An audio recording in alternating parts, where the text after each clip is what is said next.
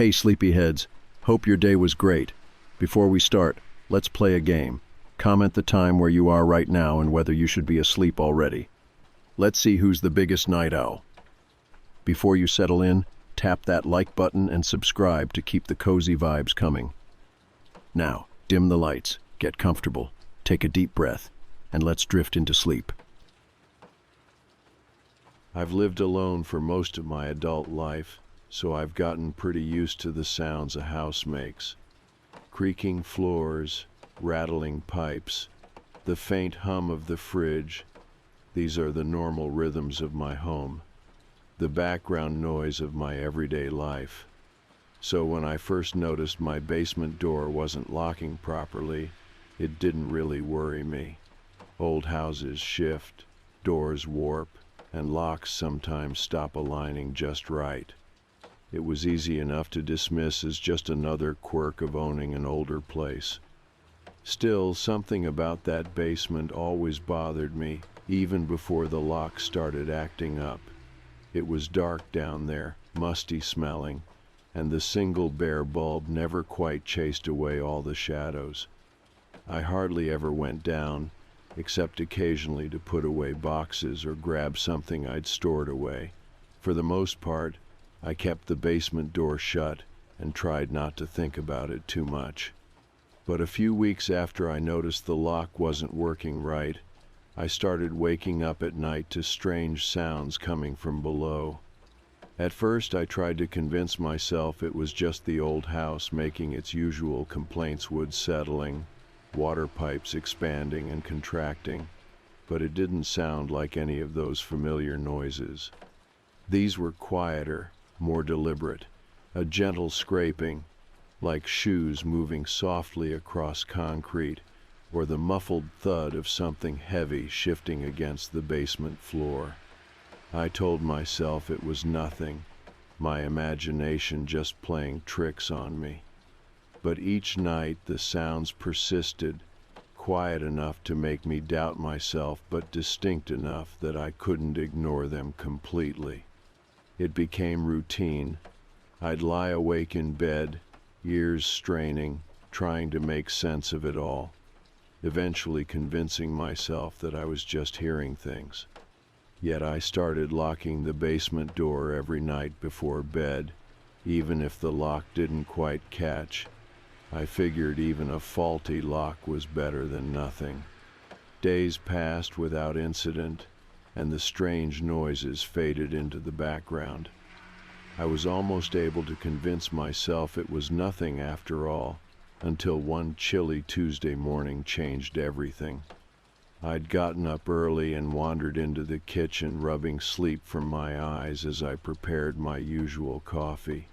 It was quiet, the sunlight just beginning to filter through the windows. Everything felt normal until I stepped closer to the basement door.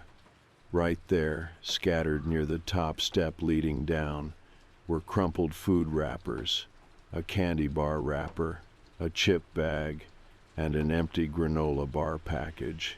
They weren't mine. I never ate snacks like that, and I definitely hadn't left them there. My heart sped up as confusion quickly shifted into unease. Had someone else been inside my home?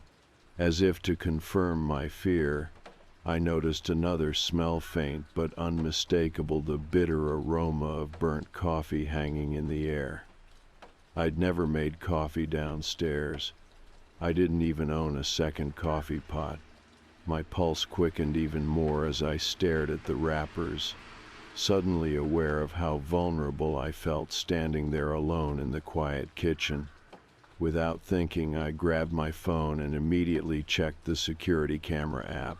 I'd installed the cameras last year after a break-in down the street, mostly as a precaution. I'd never actually caught anything unusual on them. My hands shook slightly as I opened the camera feed, tapping quickly to access the recordings from overnight. At first, everything seemed normal, just grainy footage of darkened hallways and empty rooms. But then, at around 2:30 in the morning, movement caught my eye. My breath caught in my throat as I watched the recording. A figure in a hood emerged from the basement door, moving cautiously, almost carefully, into the kitchen. The figure lingered only briefly, gathering something from the counter, a piece of fruit or maybe more snacks, then slipped silently back through the basement door, closing it quietly behind them. My skin turned ice cold, panic bubbling up from deep within my chest. Someone was in my basement. Someone had been in my home while I slept upstairs, completely unaware. How long had this been happening? Days? Weeks? I forced myself to breathe deeply, steadying my shaking hands long enough to dial 911. The dispatcher answered calmly, her voice steady and reassuring. 911, what's your emergency? There's someone living in my basement, I whispered urgently, my voice trembling despite my effort to remain calm. I saw them on my security camera. They've been coming into my house while I sleep. The dispatcher asked me to confirm my address, then calmly advised me to go outside immediately and wait for officers to arrive. I quickly grabbed my jacket and slipped outside onto the front porch, shutting the door quietly behind me. The morning air felt colder now, sharper somehow, as I stood there shivering, my breath visible in short clouds. Minutes passed, feeling like an eternity, until I finally saw the flash of blue lights approaching from down the street. 2 patrol cars pulled up quickly, officers stepping out with caution but reassuringly calm expressions. I hurried toward them, breathless, as I pointed toward my house. They're in the basement, I explained quickly. I have it on video. They've been there at least since last night. One officer stayed with me, gently asking more questions about what I'd seen, while the others approached my front door carefully, their radios crackling quietly as they communicated with each other. I watched anxiously as they entered the house, their flashlights sweeping slowly through the windows, casting moving shadows across my walls. Minutes stretched out painfully as I waited, anxiety building, wondering what they'd find. Eventually, an officer emerged, his expression serious as he approached. "You were right," he said quietly, glancing toward me. "Someone was definitely living down there." My knees went weak, relief mixing strangely with new fear. "Did you catch them?" He shook his head slowly. "No, but they're gone now. Whoever it was probably heard us coming and ran out the back. But we found some personal items down there, a makeshift bed, some clothing. Looks like they've been here for a while." I stared blankly at my home, feeling violated, confused, vulnerable. Someone had shared my space, slept beneath my floors, crept silently through my rooms while I dreamed, blissfully unaware. As the officers finished taking my statement, I couldn't help but wonder who this person was. How had they gotten in unnoticed? Why had they chosen my basement, and, most importantly, would they come back? Even after the police left, the unease lingered, settling deep within my bones. The basement door now stood firmly locked and bolted, but I knew I'd never feel completely safe again. Someone had lived hidden beneath my feet, silently invading my life, and I'd never even known they were there. After the police left, I sat in the living room staring at the basement door. It looked different now, as if it belonged to someone else's house. For years I'd ignored that door. It had just been a piece of wood separating my comfortable life from a dark, damp space I didn't use. But now it felt dangerous, like anything could be behind it, waiting quietly in the dark. I spent the entire day double-checking all my doors and windows, making sure every entryway was secure. The police had promised to patrol the neighborhood and said they'd keep an eye out, but their reassurances did nothing to calm my nerves. The person who'd been living beneath my feet had vanished, and no amount of extra locks or patrol cars could erase the feeling that I was still sharing my home with someone I couldn't see. When evening finally came, the sun faded quickly, leaving long shadows across the floors. My house had never felt this quiet before, every little noise now amplified. The soft hum of the refrigerator, the occasional distant creak from the old floorboards. I knew these sounds well, but now they felt unfamiliar. I found myself glancing toward the basement door repeatedly, as though it might open on its own at any moment. That night, sleep didn't come easily. I lay awake, my bedroom door open just enough to keep an eye on the hallway.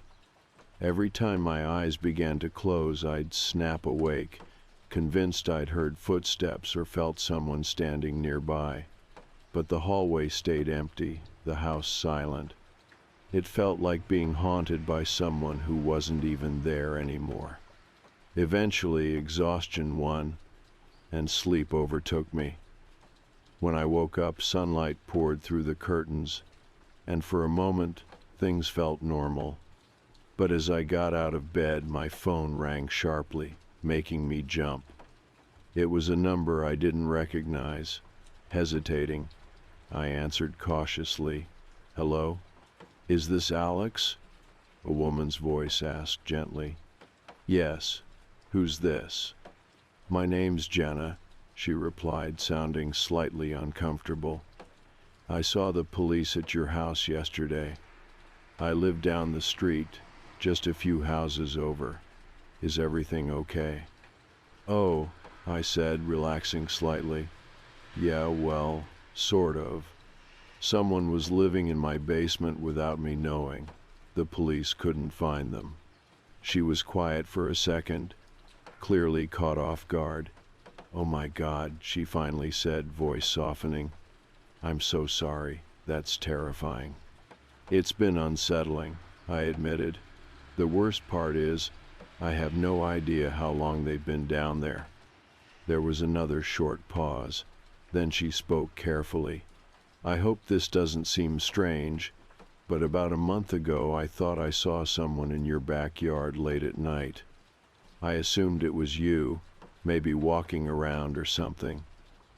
But now I wonder if, well, maybe it was them." My chest tightened at her words.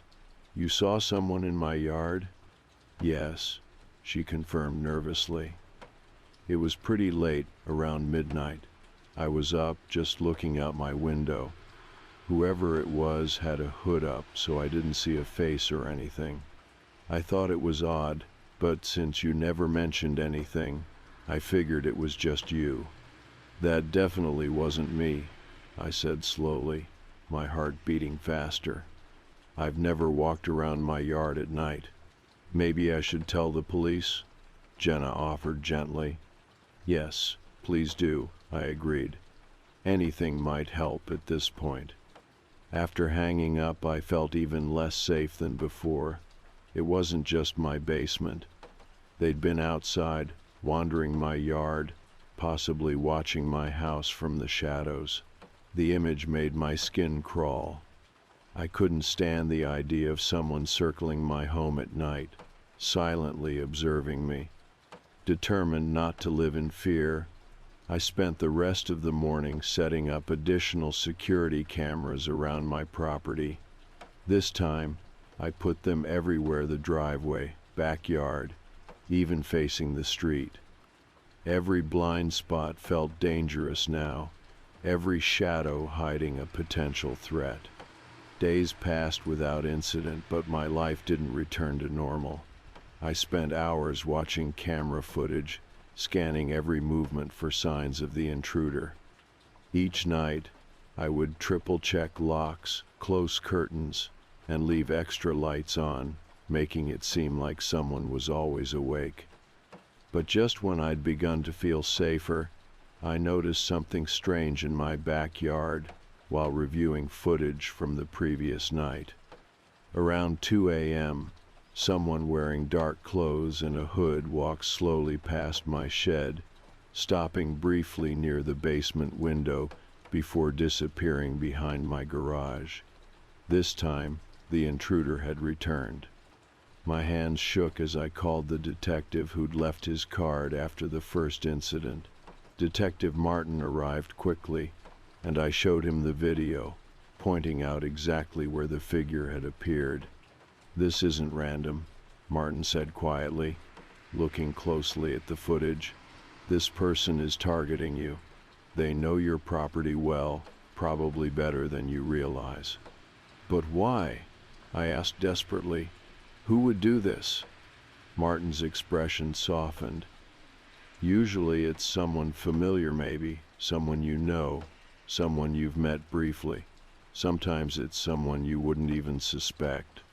I sat down heavily, overwhelmed by what he was suggesting. I can't think of anyone who would do something like this. "Try anyway," Martin encouraged gently. "Think about anyone you've encountered lately who seemed off or overly interested in your home." As I thought, I suddenly remembered a man who'd knocked on my door several months earlier, asking vague questions about my basement. At the time, I'd assumed he was just a handyman looking for work, but now his questions took on new meaning. "I don't remember his name," I admitted, "but he came by a while back, asking about basement repairs. I didn't think much of it then." Martin wrote something down, nodding thoughtfully. "We'll look into it. Meanwhile, please, stay cautious. Whoever this is, they're clearly comfortable on your property. Call me immediately if anything else happens." After Martin left, I felt helpless again. It wasn't enough to rely on locks or cameras anymore. Someone out there knew my home intimately, maybe even knew me better than I wanted to admit. That evening, as darkness fell once again, I stood by the window, watching the backyard carefully. The quiet night stretched out endlessly before me, promising little sleep. But as the hours passed without movement, I slowly convinced myself that tonight would be different. Then, just before midnight, a single notification lit up my phone. "Motion detected, basement door camera." My heart nearly stopped as I opened the feed, dreading what I'd see.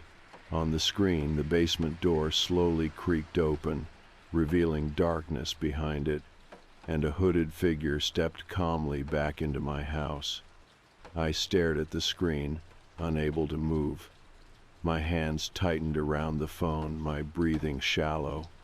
The figure paused at the basement doorway, hood pulled up, face hidden.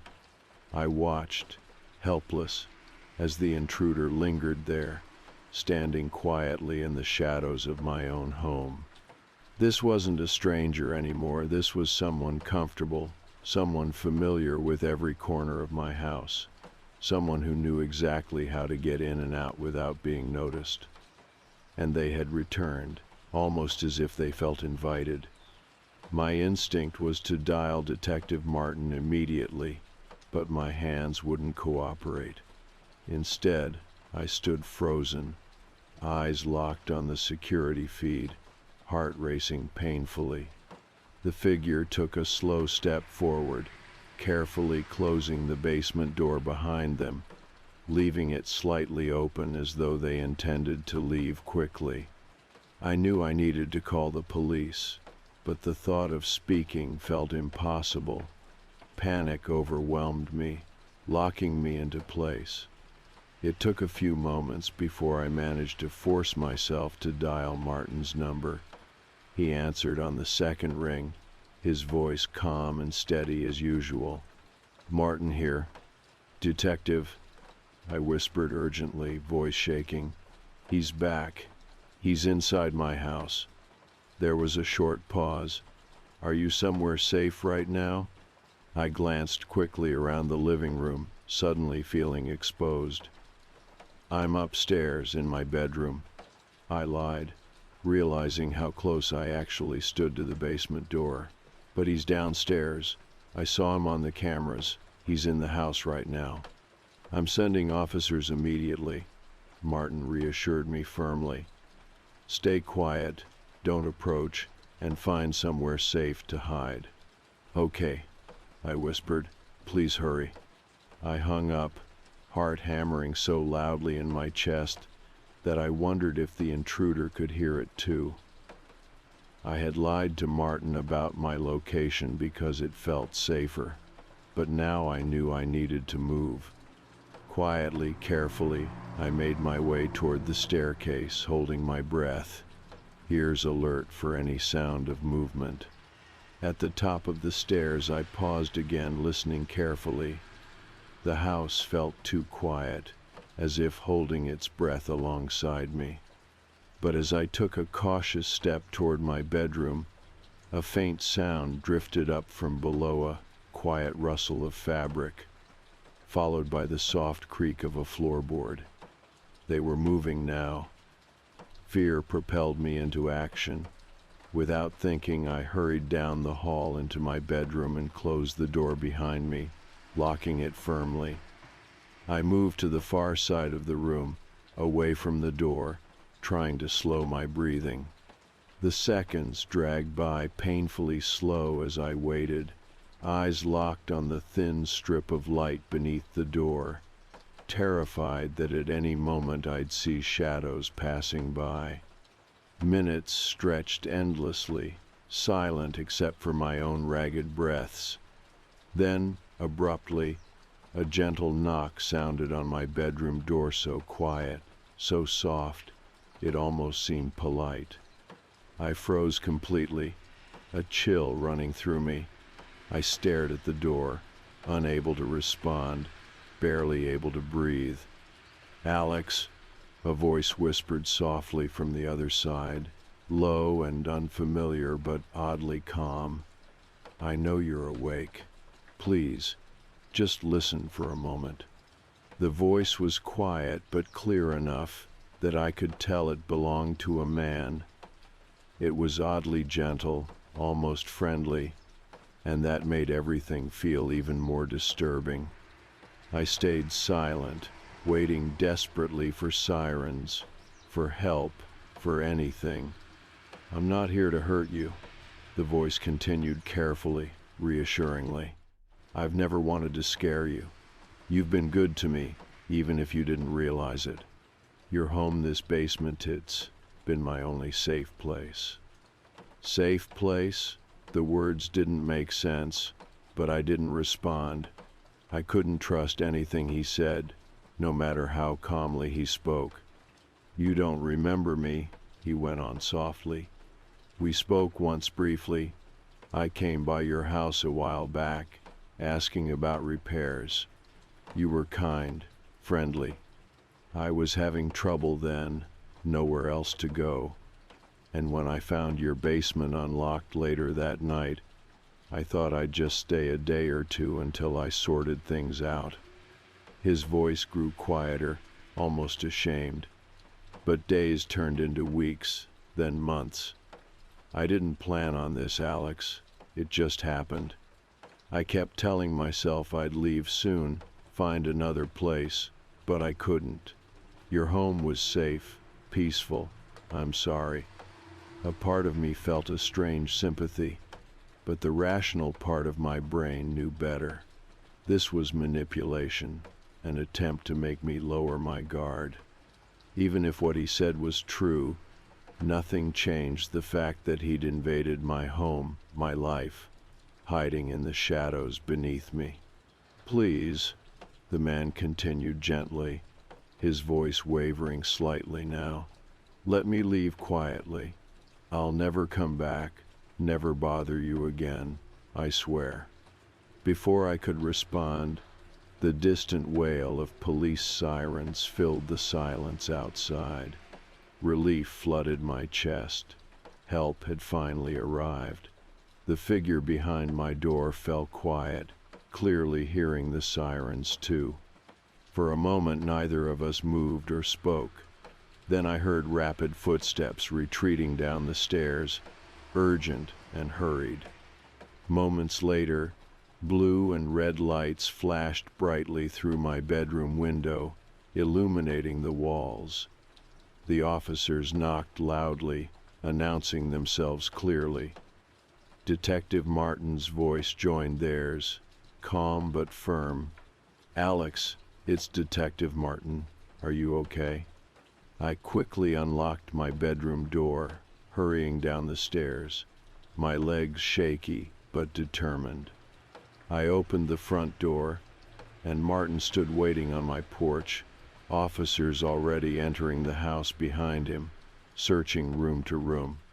"He was just here," I explained breathlessly, stepping outside into the chilly night air. "Upstairs, right outside my bedroom door." He spoke to me through the door. Martin nodded firmly, placing a reassuring hand on my shoulder. "We'll find him this time. He's got nowhere left to hide." We stood together, watching as officers moved carefully around my property, flashlights cutting through darkness. Eventually, an officer emerged from the backyard holding a black backpack in one gloved hand. "We found this near the fence," he called over. "Looks like he dropped it, trying to get away." Martin opened it carefully, revealing clothing, food, and several notebooks filled with pages of handwriting. He flipped through briefly, his expression darkening. "He's been watching you closely," Martin explained gently. "Notes about your schedule, your routines, everything." My stomach churned. The invasion wasn't just physical. This stranger had studied my life, learned about me, lived quietly alongside me without my knowledge. Officers continued searching, but no sign of the man appeared. Eventually, Martin turned toward me again, his expression apologetic. "We'll keep looking," he promised quietly. "He can't hide forever." I nodded silently, exhaustion finally overwhelming fear. Even though he was gone for now, the man's voice lingered, his quiet, apologetic words echoing endlessly in my mind. That night I didn't stay at the house. I went to a friend's place, feeling safer away from familiar walls that now felt tainted. But even as I lay awake in an unfamiliar bed, I knew one thing for certain. My home wasn't mine anymore. It belonged to him too. A stranger whose voice I couldn't forget, whose shadow still lived in every dark corner of my mind. I stayed away from the house for several days, unable to face being alone there. Every room now felt occupied by someone else's presence, a silent ghost lingering in the shadows. Even the thought of going back filled me with dread. Eventually, though, I knew I had no choice but to return, if only to pack up my things and move somewhere I could feel safe again. Detective Martin had promised increased patrols and that they'd continue investigating, but as the days passed without updates, my hopes faded. Each day brought silence and uncertainty, leaving me feeling like this would never truly end. Finally, on a clear Wednesday morning, I forced myself back home. Pulling into the driveway, I took a deep breath, steeling myself against the anxiety tightening my chest. I glanced nervously toward the basement window, half expecting to see movement, but it stood still and empty, sunlight glinting harmlessly off the glass. Stepping inside, I felt immediately uncomfortable. The air smelled different, stale, untouched, as if no one had lived there for years. I moved carefully from room to room, checking closets and behind furniture, paranoia still fresh. Each space felt unfamiliar, tainted by the thought of someone silently watching from the shadows. But when I reached the basement door, something shifted inside me. For weeks I'd avoided that dark stairwell, treating it like forbidden territory. Now, standing there alone, anger replaced some of my fear. This was my home, not his. He didn't get to claim it anymore. Determined, I pushed open the basement door fully, clicking on the overhead light. The bulb flickered briefly, casting uneven shadows across the concrete steps. I moved down slowly, cautiously, each footstep heavy and deliberate. The basement itself looked ordinary at first. Glance of storage boxes stacked neatly, old furniture draped in sheets. But toward the far corner, I saw it, the makeshift bed, a mattress dragged from storage, piled with old blankets and pillows that weren't mine. Beside it sat a small wooden crate holding personal belongings, a toothbrush, a comb, a book. Curiosity overcoming my unease, I picked up the book. It was worn, clearly read multiple times. Flipping open the cover, I noticed handwriting inside, neat and careful. To Ben, remember, you're never truly alone. My heart tightened. Whoever Ben was, he'd once mattered deeply to someone. How had he ended up here, alone and hidden in my basement, surviving off my scraps and leftovers? I set the book down gently and noticed something else. A folded piece of paper tucked under the blankets. Carefully, I unfolded it, realizing immediately it was a letter, addressed simply to Alex. Hands trembling slightly, I began reading. Alex, I'm not sure you'll ever read this, but if you do, please know I never meant to frighten you. When I first found your basement unlocked, I was desperate, cold, hungry, and nowhere left to turn. At first, I thought I'd only stay a night, maybe two, until I figured something out. But days turned into weeks, and weeks into months. I stayed hidden, careful to never disturb you, but eventually I made mistakes. You caught on. I'm sorry. I'm not a bad person. I'm just someone who got lost along the way. Someone who lost everything and couldn't find his way back. You probably wonder why I chose your house. The truth is, I didn't choose it. Your kindness, when I first knocked on your door asking about repairs, stuck with me. It felt safe here, even though I knew it wasn't mine to take. I'll never come back, and you'll never have to worry about me again. Please forgive me for intruding into your life. If you find it in your heart, know your kindness mattered more than you'll ever realize. I'm sorry. Ben. I stood there quietly, letter in hand, feeling the anger slowly drain from my body. My fear hadn't vanished, but something shifted.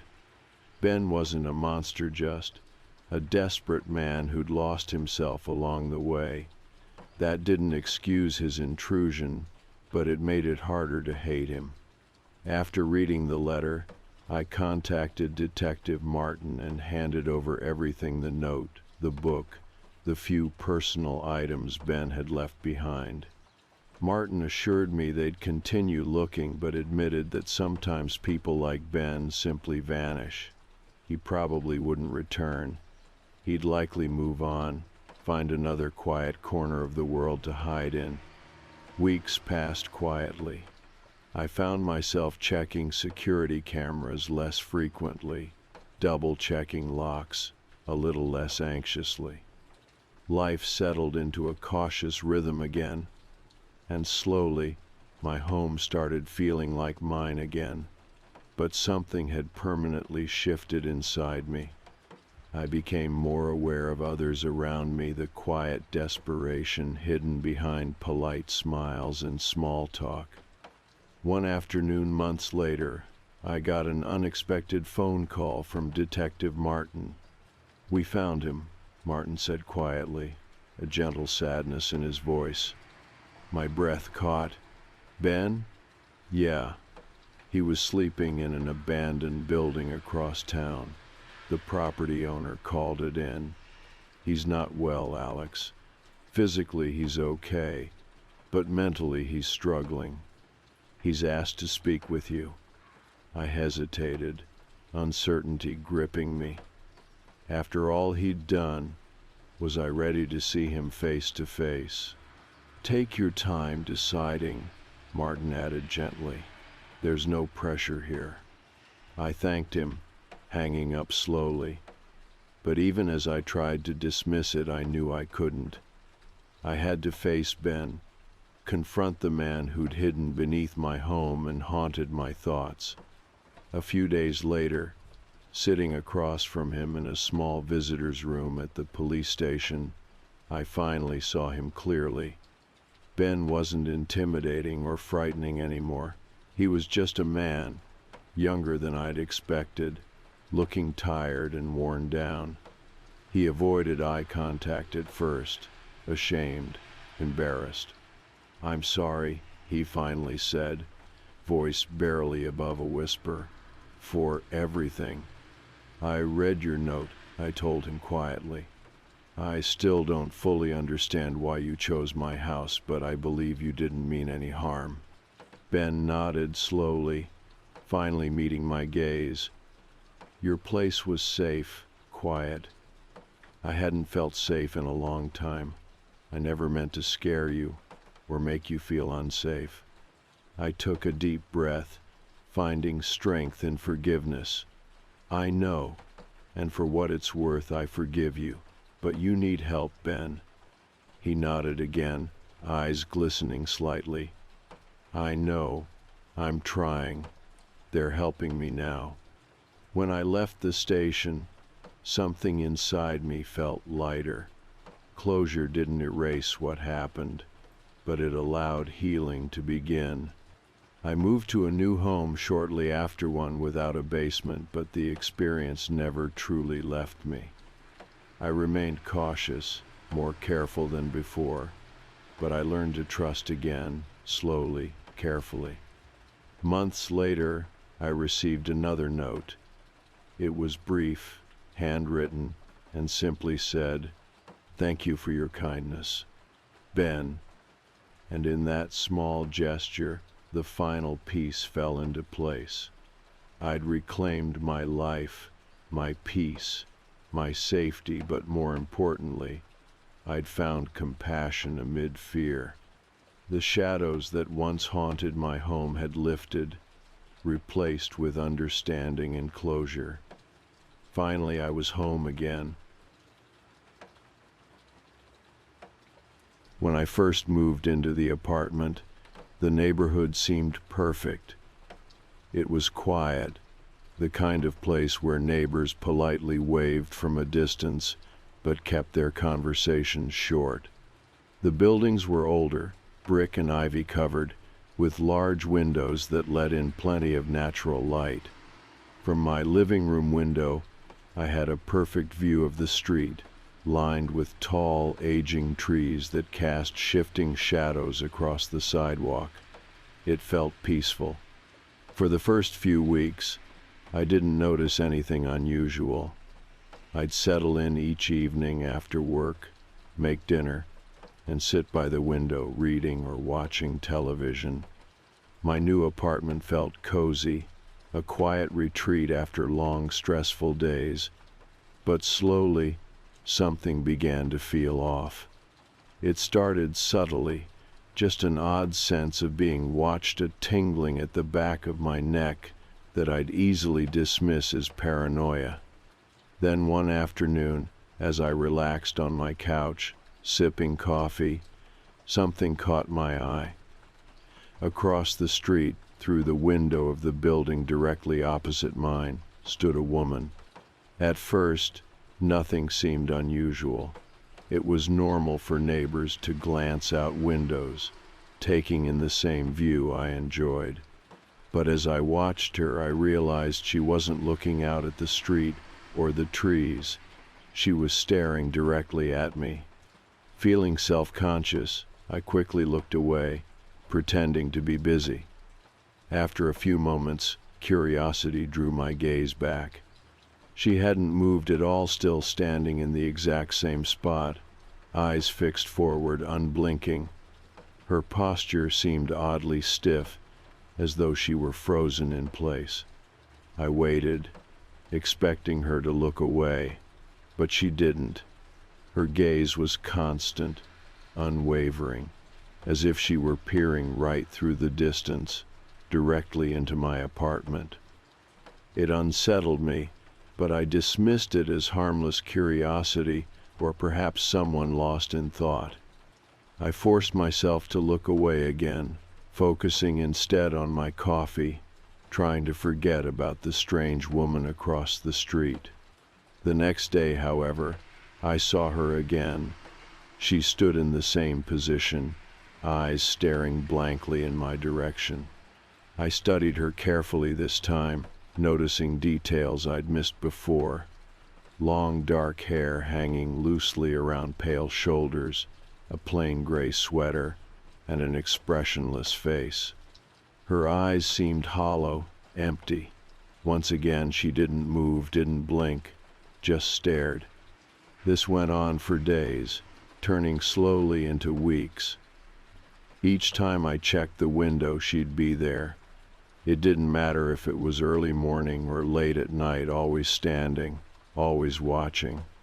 I tried telling myself I was overreacting, that she probably wasn't even looking at me specifically, but deep down I knew something was wrong. Eventually, I started leaving my curtains closed, blocking out the view, telling myself it was for privacy. But each evening, curiosity or maybe fear got the better of me, and I'd cautiously pull the curtains aside just enough to peek out. And every single time, she would be there, in the exact same spot, eyes unblinking. Sleep became difficult. Each night I'd lie awake, wondering if she was still there in the dark, waiting, staring. My imagination began to run wild, inventing stories about who she might be and why she seemed so fixated on me. I tried asking neighbors casually if they'd noticed anything strange about the woman across the street. Most gave me puzzled looks or brushed it off, claiming they'd never noticed anyone unusual. One evening, after a long day at work, I came home determined not to look out the window. I made dinner, read a book, and forced myself to focus on anything other than her.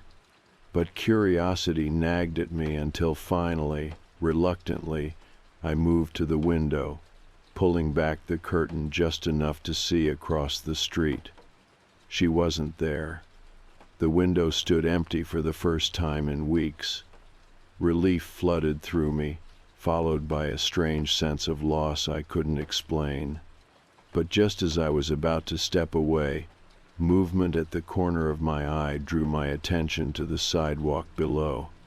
She stood there directly in front of her building, her body rigid, her head tilted slightly upward, looking directly into my window. I froze, heart hammering, unable to move or even breathe. Before I could react, she suddenly turned and walked stiffly back into her building, disappearing from sight. My pulse raced as I stepped away from the window, hands trembling. The line between reality and imagination blurred. Who was this woman, and what did she want? Days passed without any further sightings, and gradually I began to relax again, believing the unsettling experience had ended. But the feeling didn't last. Late one evening, as I sat alone watching television, the quiet tapping of rain on my windows, I felt a familiar chill pass through me. It was that unmistakable sense of being watched.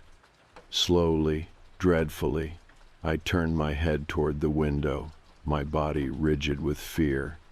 What I saw made my blood run cold, She stood inches from the glass, face pressed tightly against it, eyes wide open, staring directly into mine. Her expression had changed. It was no longer blank, but filled with a strange mixture of desperation and silent pleading. I stumbled backward, nearly tripping over my furniture, gasping for air. I grabbed my phone, fumbling with shaking fingers as I dialed the police. "There's someone outside my window," I said breathlessly to the dispatcher, my voice shaking uncontrollably. "A woman, she's staring into my apartment. Please hurry." The operator reassured me calmly, promising help was coming quickly. Minutes felt like hours as I waited, eyes locked onto the window, terrified she'd still be there, staring. But when flashing blue lights finally illuminated the room, relief flooded over me. 2 officers knocked gently at my door, listening patiently as I explained what had happened. They seemed calm, almost skeptical, but agreed to check the building across the street to ensure the woman was okay. I watched anxiously from my window as the officers entered the apartment building, flashlights cutting through the darkness inside. After what seemed like an eternity, they returned, walking slowly back toward my building, expressions puzzled. "We checked the place," one officer explained quietly, "but there's no one there. In fact, nobody's lived in that apartment for years. It's been abandoned for a long time." I stared at him, unable to speak. My mind raced, unable to process the information. How could it be abandoned when I'd seen her clearly when she'd been standing right there, night after night? As the officers left, I found myself alone again, staring across at the dark, empty window. I knew what I'd seen, but now I had no answers, only questions and fear. Were what had been watching me all this time, and if no one was there, what exactly had I seen pressed against my window, staring silently into my home? I barely slept after the police left. Every sound in the apartment, the creaking floors, the distant hum of traffic outside felt amplified, making it impossible to relax. My mind replayed the image of that woman's face pressed firmly against my window, her eyes wide and desperate, staring straight into mine. I tried convincing myself it had been a trick of the light, or my imagination running wild. But deep down, I knew it was real. I had seen her clearly. The next day, exhausted from lack of sleep and consumed by anxiety, I decided to investigate the building myself. I needed answers. The police had said the apartment was abandoned for years, but that didn't explain what I'd seen. Maybe they'd missed something. Maybe the woman was hiding or afraid, trapped somehow. The possibilities played in loops inside my head, making it impossible to think clearly. Outside, the weather had shifted. Dark clouds gathered, turning daylight into a dreary gray, casting everything in muted shadows. The neighborhood felt deserted, emptier than usual. A cool wind rustled through the trees as I walked across the street, heading straight toward the old brick building. Its windows stared down at me, dark and uninviting. The front door was unlocked, swinging open easily with a creak as I pushed it. Inside, the hallway was dim, coated in a thin layer of dust and neglect. Faded wallpaper peeled from the walls, and the carpet beneath my feet felt damp. Clearly, no one had lived here in years. The police had been right about that, at least. Slowly, quietly, I moved down the hall toward the stairs, glancing at the rows of doors lining each side. Apartment numbers hung crookedly, some missing altogether. The air smelled musty, heavy with mold and decay, making my stomach twist uneasily. I climbed the staircase cautiously, gripping the rail as my heart raced faster with each step. The stairs groaned beneath me, echoing softly through the empty building. On the second floor, I paused, looking down another hallway identical to the first, dark, abandoned, untouched by anyone in years. Finally, I reached the apartment directly across from mine, number 207. The door hung slightly ajar, as if welcoming me inside. My pulse quickened even more. Had the police left it open last night, or had someone else been here? I pushed the door wider, stepping slowly into the apartment. It felt immediately wrong, colder than the hallway, silent and heavy. My footsteps echoed softly against bare floors as I moved forward. Furniture remained scattered around the room, covered in dusty white sheets that billowed gently from the breeze entering through a cracked window.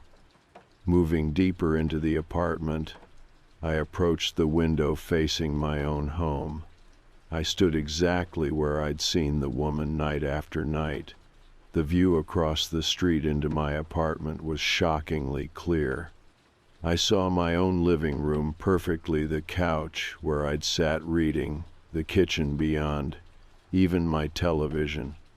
A chill crept up my spine as I realized someone standing here could easily observe everything I did without being noticed. But there was no sign anyone had stood here recently. No footprints disturbed the thick dust on the floor. No handprints smudged the dirty window pane. Nothing suggested that someone had recently stood here for hours watching me, yet I was certain she had. I turned slowly, glancing around the room again, searching for anything that might offer answers. Near the far wall stood a large mirror, covered in grime, partially obscured by an old bedsheet draped across it. Curious, I walked closer, pulling back the sheet carefully. My reflection stared back at me, pale and anxious, distorted slightly by years of dust. Suddenly, movement caught my eye in the mirror, a brief flash, a shadow darting behind me. I spun around, heart pounding, but nothing was there. The room remained still, silent, empty. Unease settled deeper into my bones. Had I imagined it? Or was someone else here, hiding? "Hello?" I called out cautiously, my voice sounding thin and uncertain. No answer, camionly silence that seemed to mock my growing panic. Then, unmistakably, I heard it. Soft footsteps, moving quickly down the hallway just outside the apartment. Someone was here. Without thinking, I rushed toward the sound, desperate to confront whoever had been watching me. I stepped into the hall, glancing both ways. At the far end, near the stairs, stood a figure, a woman, dressed exactly as I'd seen before. She was facing away from me, long dark hair hanging down her back, gray sweater loose on her shoulders. My breath caught in my throat.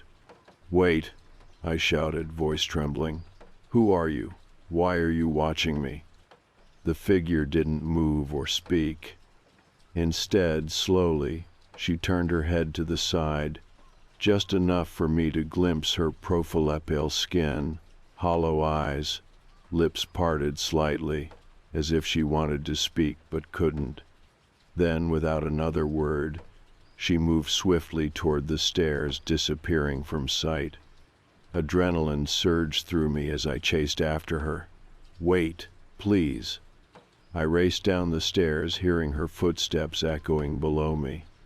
When I reached the ground floor, I saw the front door swinging open into the gray afternoon. Rushing outside, I looked frantically up and down the empty street, breathing heavily. She was gone, vanished completely. Confusion and frustration filled me as I stood there, alone, staring at the silent neighborhood around me. Who was she? Why did she run from me? The questions multiplied, unanswered, and relentless. As I turned back toward my apartment, my phone buzzed in my pocket, making me jump. An unknown number appeared on the screen. Hesitantly, I answered, bringing the phone slowly to my ear. "Hello?" Silence greeted me at first, followed by faint, ragged breathing. Then a voice, barely a whisper, spoke softly. "You shouldn't have followed me." My blood ran cold. "Who is this? What do you want from me?" "You weren't supposed to see me," the voice continued, quiet and sad. "Now he knows. Now he sees you too." The line disconnected abruptly, leaving only silence. I stood frozen, heart hammering painfully, unable to process what I'd just heard. Who was he, and what had I done by following her? I looked up at my apartment window, suddenly aware of how exposed I was standing in the street. I hurried back inside, locking my door securely behind me. But even as I checked and rechecked every lock, I knew it wouldn't matter. Someone was watching me, someone I couldn't see, someone who now knew I'd crossed a line. As evening came again, I sat alone, curtains drawn tightly, listening to the silence around me. But now the quiet felt different, it felt dangerous. Because somehow, I knew that whoever I'd disturbed in that abandoned building was still watching, hidden from view, waiting patiently to reveal themselves again. I didn't sleep that night, too afraid to close my eyes even for a moment. The stranger's words kept echoing in my mind. Now he knows. Now he sees you too. Who was she talking about? Who had I alerted by following her into that abandoned building? Every creak of the floorboards, every whisper of the wind outside made me jump, certain someone was lurking just out of sight. The following morning, desperate for answers and feeling increasingly unsafe, I went straight to the police station. I told them everything, explaining the woman's bizarre calls and the disturbing encounters. They listened politely, but I could see doubt in their eyes. My story sounded like paranoia, an abandoned building, mysterious figures, threatening whispers, but I knew what I had experienced was real. After taking my statement, the officer gently suggested I get some rest and consider staying somewhere else for a few nights. As I left the station, frustration gnawed at me. It felt like no one believed me. But how could they? Even I struggled to make sense of what was happening. On my way home, I passed the empty building again. I stopped, staring up at the dark windows, feeling its presence looming silently over the street. My heart raced, just looking at it. Yet something pulled me closer. A desperate need to confront whatever haunted me. If no one else would help, I had to do it myself. Determined, I walked up the front steps and pushed open the heavy door. Inside, the hallway greeted me with its familiar darkness. I moved carefully, quietly, eyes adjusting slowly to the dimness. It was colder now, as if the building rejected my presence. Still, I kept moving, slowly climbing toward the apartment I'd visited before. As I stepped into apartment 207, everything felt different. The air seemed heavier, thick with tension.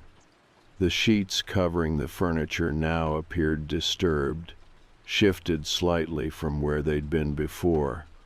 My breath quickened. Someone had been here after me. Slowly, I moved toward the mirror again, where I'd seen the fleeting shadow yesterday. This time, as I approached, my reflection appeared distorted, warped by some unseen imperfection beneath the glass. I reached out hesitantly, touching the mirror's surface. To my shock, it shifted slightly under my fingers. Confused, I pressed harder. With a quiet click, the mirror swung inward, revealing a narrow doorway hidden behind it. My pulse raced. There was a secret passage inside the walls. Peering into the darkness beyond, I hesitated. Everything in me screamed to leave, to run away and never come back. But curiosity and the desperate need for answers propelled me forward. Taking a deep breath, I stepped through the hidden opening into the tight passageway. The corridor was cramped and pitch dark, running along the inner walls of the building. Carefully, I moved forward, guiding myself along the rough, dusty walls. My heart pounded in my chest. Each step echoed faintly around me, creating a sense of disorientation. After several tense minutes, I noticed a faint glow ahead, a dim light filtering through another hidden panel. I approached quietly, pressing gently on the panel. It slid open easily, revealing a small, dimly lit room. My eyes widened in shock. Photographs covered every inch of the walls, hundreds of pictures carefully pinned in place. My stomach churned as I moved closer, realizing each image captured a clear view into apartments across the street, including mine. The pictures documented weeks of my life, me cooking dinner, reading on my couch, even sleeping. It was invasive, chilling, and deeply disturbing. A small desk sat against one wall, scattered with notes, handwritten dates, observations of my movements, routine detail meticulously recorded. Suddenly, I heard footsteps behind me, quiet but unmistakable. I spun around, heart hammering painfully. Standing in the doorway was the woman I'd seen so many times, her face pale and frightened. "You shouldn't be here," she whispered urgently, stepping inside and closing the panel behind her. "He'll come back soon." "Who is he?" I demanded, my voice shaking. "What's going on here? Why are you watching me?" "I'm not the one watching," she replied nervously. "It's himmy husband. He's been watching you, watching everyone. It started with me. He controlled everything, who I talked to, where I went. Eventually, he wouldn't let me leave at all.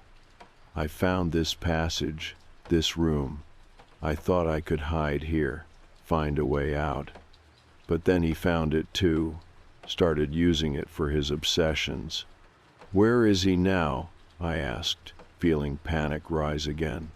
"I don't know," she admitted, eyes wide with fear. "But he'll come back. He always does. You need to leave right now." Before either of us could move, the hidden panel slid open sharply. A man stood there, blocking the exit. His face was calm, emotionless, but his eyes burned with barely controlled anger. "You brought someone here?" he asked softly, addressing his wife without looking away from me. "You exposed us?" "Please," she whispered, backing away. "Don't hurt anyone, just let us go." He stepped further into the room, his eyes never leaving mine. "No one leaves," he said quietly. "This is my sanctuary. You can't ruin it." Instinct took over. Before he could move closer, I lunged toward him, knocking him off balance.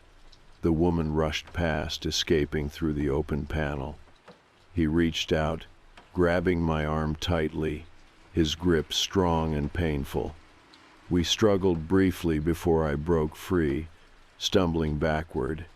He lunged again, but this time, voices echoed from outside loud, authoritative voices calling my name. The police had come. Realizing he was trapped, the man's expression darkened. He turned sharply, disappearing into the dark passageway behind the walls. I ran from the hidden room, emerging breathlessly into the abandoned apartment as officers rushed toward me. I quickly explained what happened, leading them to the hidden panel. They moved swiftly, searching the narrow corridor, while another officer escorted me outside into fresh air. Relief flooded me as I saw the woman standing safely with other officers, shaken but unharmed. Hours later, the police emerged from the building, leading the man out in handcuffs. His face was blank, resigned. Detective Martin approached me gently, placing a reassuring hand on my shoulder. "It's over now," he said quietly. "He's not going to hurt anyone else." Days passed slowly after the arrest.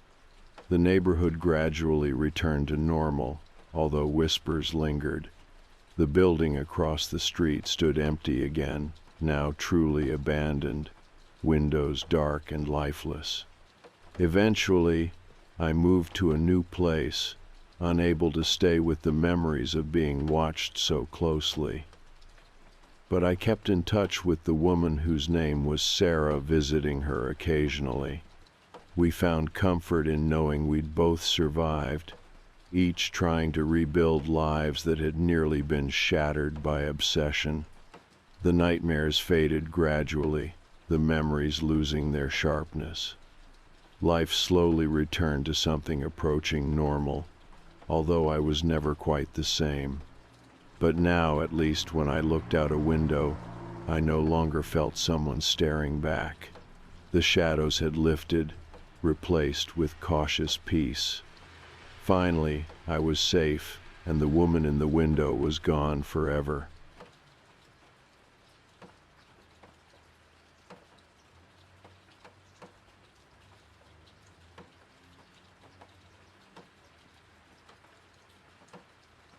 I babysat a lot when I was 17, mostly because it was easy money and didn't involve standing behind a register or serving coffee to grumpy customers. The neighborhood families knew me, trusted me, and that meant regular work on weekends. But out of all the families I babysat for, the Millers were my favorite. They paid well, always left snacks in the kitchen, and their kids went to bed on time without fuss. It was pretty much the perfect setup, at least until that one night changed things. It was late September, a Friday evening, and the sky had turned cloudy and gray by the time I walked up their driveway. Mr. Miller greeted me at the door, buttoning his coat hurriedly, clearly running behind schedule. "Hey, Sam," he said, offering me a quick smile as he grabbed his keys from the bowl near the door. "Kids are already asleep upstairs. Molly's got a bit of a cold, but nothing serious. They should be fine." "No worries," I assured him, stepping inside as Mrs. Miller rushed past, slipping an earring into place. "Thanks again, Sam," she said quickly, giving my shoulder a gentle squeeze. "We shouldn't be out too late tonight, but you know how these work things can drag on." I smiled back reassuringly. "Seriously, take your time. I got everything covered." She relaxed a bit, clearly grateful. "You're the best." With a hurried goodbye, they were gone, the door closing softly behind them. I locked the deadbolt automatically and flipped on a few extra lights, mostly to make the house feel a little warmer, a little less quiet. Babysitting had taught me one thing. Clearly an empty, silent house felt eerie, even if it was perfectly safe. I settled onto the sofa and flipped through the channels, landing on some old sitcom I didn't recognize but left playing as background noise.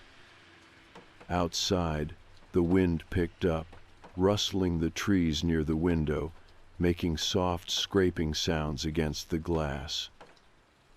The house creaked softly around me, just enough to be unsettling, but familiar enough to ignore. About half an hour had passed when the landline on the small table next to me rang suddenly, jolting me upright. The shrill sound pierced through the calm, making my heart jump a little. Nobody ever called the house line when I was babysitting, so I figured it might be the Millers checking in or maybe someone with the wrong number. I picked up the phone, cleared my throat quietly, and answered, "Miller Residence." There was a brief pause on the other end, silence that seemed heavier than it should have been. Then a man's voice spoke, calm and low. "Is the babysitter there?" Something about the way he said it made me uncomfortable. It wasn't harsh or threatening exactly, but the words were oddly deliberate, as if he'd practiced the question in his head. Yeah, that's me," I replied cautiously. "Who's this?" There was another pause, shorter this time, followed by the click of him hanging up. No explanation, no apology, just silence. I held the phone to my ear a moment longer, my confusion morphing slowly into annoyance. Probably some kind of prank call. Maybe a kid from school who'd found out I was babysitting tonight. It wasn't impossible. Friends loved messing around with stuff like that. Still, something felt off about it. I didn't recognize the voice, and none of my friends sounded that old or that serious. Shaking it off, I set the phone back down carefully, settling deeper into the couch again. The sitcom had moved on, laughter from the television drifting aimlessly through the quiet house, but my attention was elsewhere. The man's voice kept replaying in my head, calm but insistent. "Is the babysitter there?" I tried distracting myself, pulling out my phone to text a friend, but before I got very far, the landline rang again, shrill and insistent. This time I hesitated briefly before answering. "Miller Residence," I said again, forcing my voice to stay steady. "Hey, Sam, it's Mrs. Miller." Her voice came through clearly, warm and reassuring. I exhaled in relief, my shoulders relaxing. "Hi, Mrs. Miller," I replied, feeling silly for the tension I'd been holding. "Is everything okay?" "Oh, yes, everything's fine," she said quickly, almost a little embarrassed. "I just had a weird feeling and wanted to make sure you were okay. Are the kids still asleep?" "Yeah," I said, glancing upstairs automatically. "I haven't heard a peep from them." "Great," she said, audibly relieved. "We shouldn't be too much longer. Just wanted to check in." "Okay, no problem," I reassured her. "See you soon." I hung up the phone, feeling oddly comforted by her call, but still puzzled about the earlier one. I wondered if I should have mentioned it, but I didn't want to worry her unnecessarily. After all, nothing had really happened, just a single call from some bored prankster. Time passed quietly after that. The television continued its loop of sitcom reruns, blending into background noise, and I found myself glancing toward the phone occasionally, almost expecting it to ring again. But it remained silent, and gradually my nerves settled back into normalcy. When the Millers finally came home, almost 2 hours later, I greeted them at the door. Mrs. Miller looked exhausted, but smiled warmly, while Mr. Miller busied himself hanging their coats. "Everything still okay?" she asked casually, slipping off her shoes near the entryway. "Yeah," I said slowly, deciding I needed to mention it after all. "But there was this weird call earlier." A man asked if the babysitter was here, and then hung up.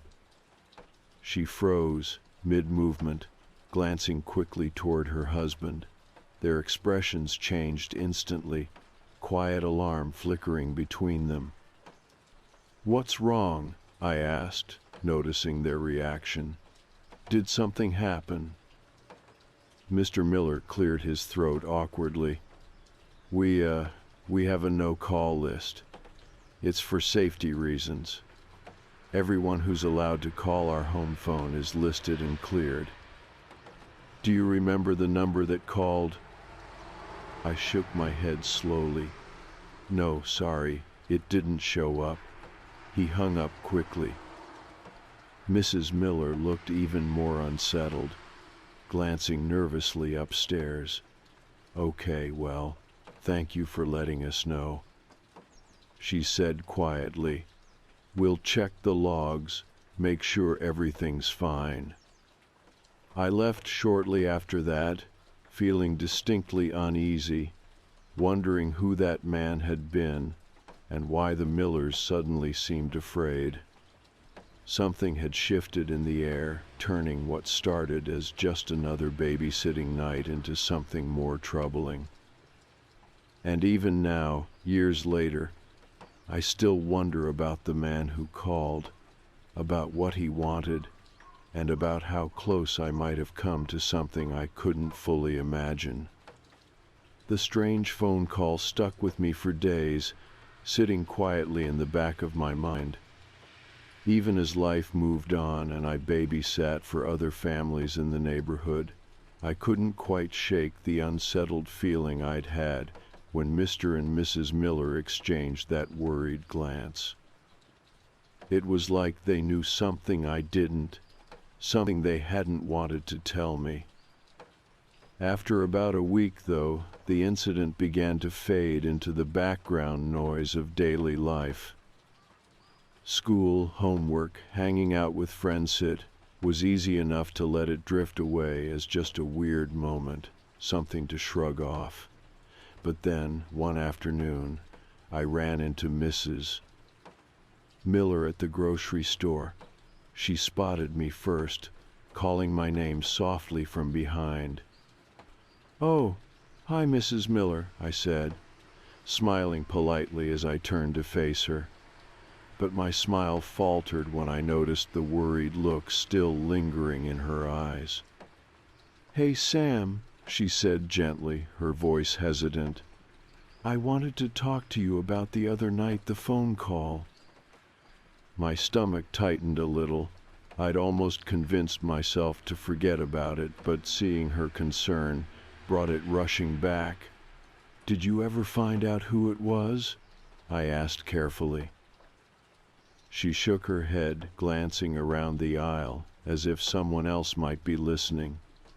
"No, the number never showed up in our logs, and the police couldn't trace it. Honestly, we're not sure what to think." "The police?" I asked, startled. "You called them?" "Just to be safe," she said quickly, placing a comforting hand on my arm. "It probably wasn't anything serious, but we've had some strange things happen in the neighborhood before. Calls, someone knocking on windows late at night, small things. The police said they'd look into it, but we haven't heard anything back yet." I swallowed uneasily. This wasn't the kind of conversation I'd expected to have in the cereal aisle on a Tuesday afternoon. "Should I be worried?" I finally asked. She forced a reassuring smile. "No, of course not. I just wanted you to know we're aware of it, and we've upgraded our security system. I promise, you're safe when you babysit for us. We wouldn't let anything happen." Her reassurance helped, but I couldn't ignore the small knot of anxiety that had settled in my chest again. I nodded, thanked her, and continued shopping, but my mind kept drifting back to the call and that quiet, deliberate voice asking for the babysitter. 2 weeks later, the Millers texted me. asking if I could babysit again. I hesitated only briefly before agreeing. They were good people, and whatever had happened wasn't their fault. Besides, it was a Friday night, and extra cash never hurt. When I arrived, Mr. Miller answered the door again. This time, though, there was something slightly different about the way he greeted me. He smiled warmly, but his eyes scanned the street behind me, lingering briefly before stepping aside and letting me in. "Thanks again, Sam," he said quietly, locking the door carefully behind us. "We've installed a new alarm system just in case. I'll write down the code for you." He scribbled a quick sequence of numbers on a piece of paper, handing it to me. I tucked it into my pocket, feeling strangely reassured by the added security measure. The kids were already asleep again, and the Millers left quickly, promising they'd return sooner this time. Alone again, I checked each room out of habit, confirming doors and windows were secure. I double-checked the alarm panel by the front door, glowing green, reassuring me everything was armed. Settling back onto the couch felt oddly familiar, yet different this time. My eyes kept drifting toward the phone, half expecting it to ring again. But the house remained quiet, save for the soft hum of the refrigerator and the muffled voices coming from the television. An hour passed without incident. I felt my shoulders finally begin to relax, my nerves easing slightly. Maybe Mrs. Miller was right. Maybe it had just been a strange call, nothing more. Just as I'd convinced myself things were completely normal, my phone vibrated suddenly, startling me. I glanced down, heart racing briefly before I saw it was just my friend Emily texting. "Babysitting again? Everything okay?" I smiled faintly at her concern, quickly replying, "Yeah, all good. Just a boring night." I barely had time to set my phone down when the landline rang, shrill and insistent, slicing through the quiet like before. My pulse quickened instantly, my breath catching in my throat. I hesitated, staring at the phone as it rang again, loud and persistent. Finally, I forced myself to answer, heart thumping uncomfortably. "Miller Residence," I said softly, trying to sound calm. Silence again, long, unsettling silence. Then that same voice spoke, calm, deliberate, familiar. "You're alone, aren't you?" Fear tightened in my throat, my voice coming out small and unsteady. "Who is this?" A quiet laugh echoed faintly through the line, cold and humorless. "Just checking." Then he hung up again, leaving me standing there in stunned silence, the phone trembling slightly in my hand. My eyes shot to the alarm panel again, still glowing green. I quickly moved toward the front door, double-checking it was securely locked, feeling exposed even behind the thick deadbolt. I thought about calling the Millers, then hesitated. I knew they'd rush home, panicked, worried, but would that help? Whoever it was hadn't made any explicit threats. Maybe he just wanted to scare me. Maybe he enjoyed the thought of someone alone and frightened in an empty house. I paced the living room anxiously, wondering if I should call the police directly, when my phone buzzed again. It was Emily, asking casually how things were going. Without thinking, I texted back quickly, "Can you come over? Something weird is going on." She replied instantly, concerned, "On my way." Relief washed over me, knowing I wouldn't have to sit alone with my anxiety much longer.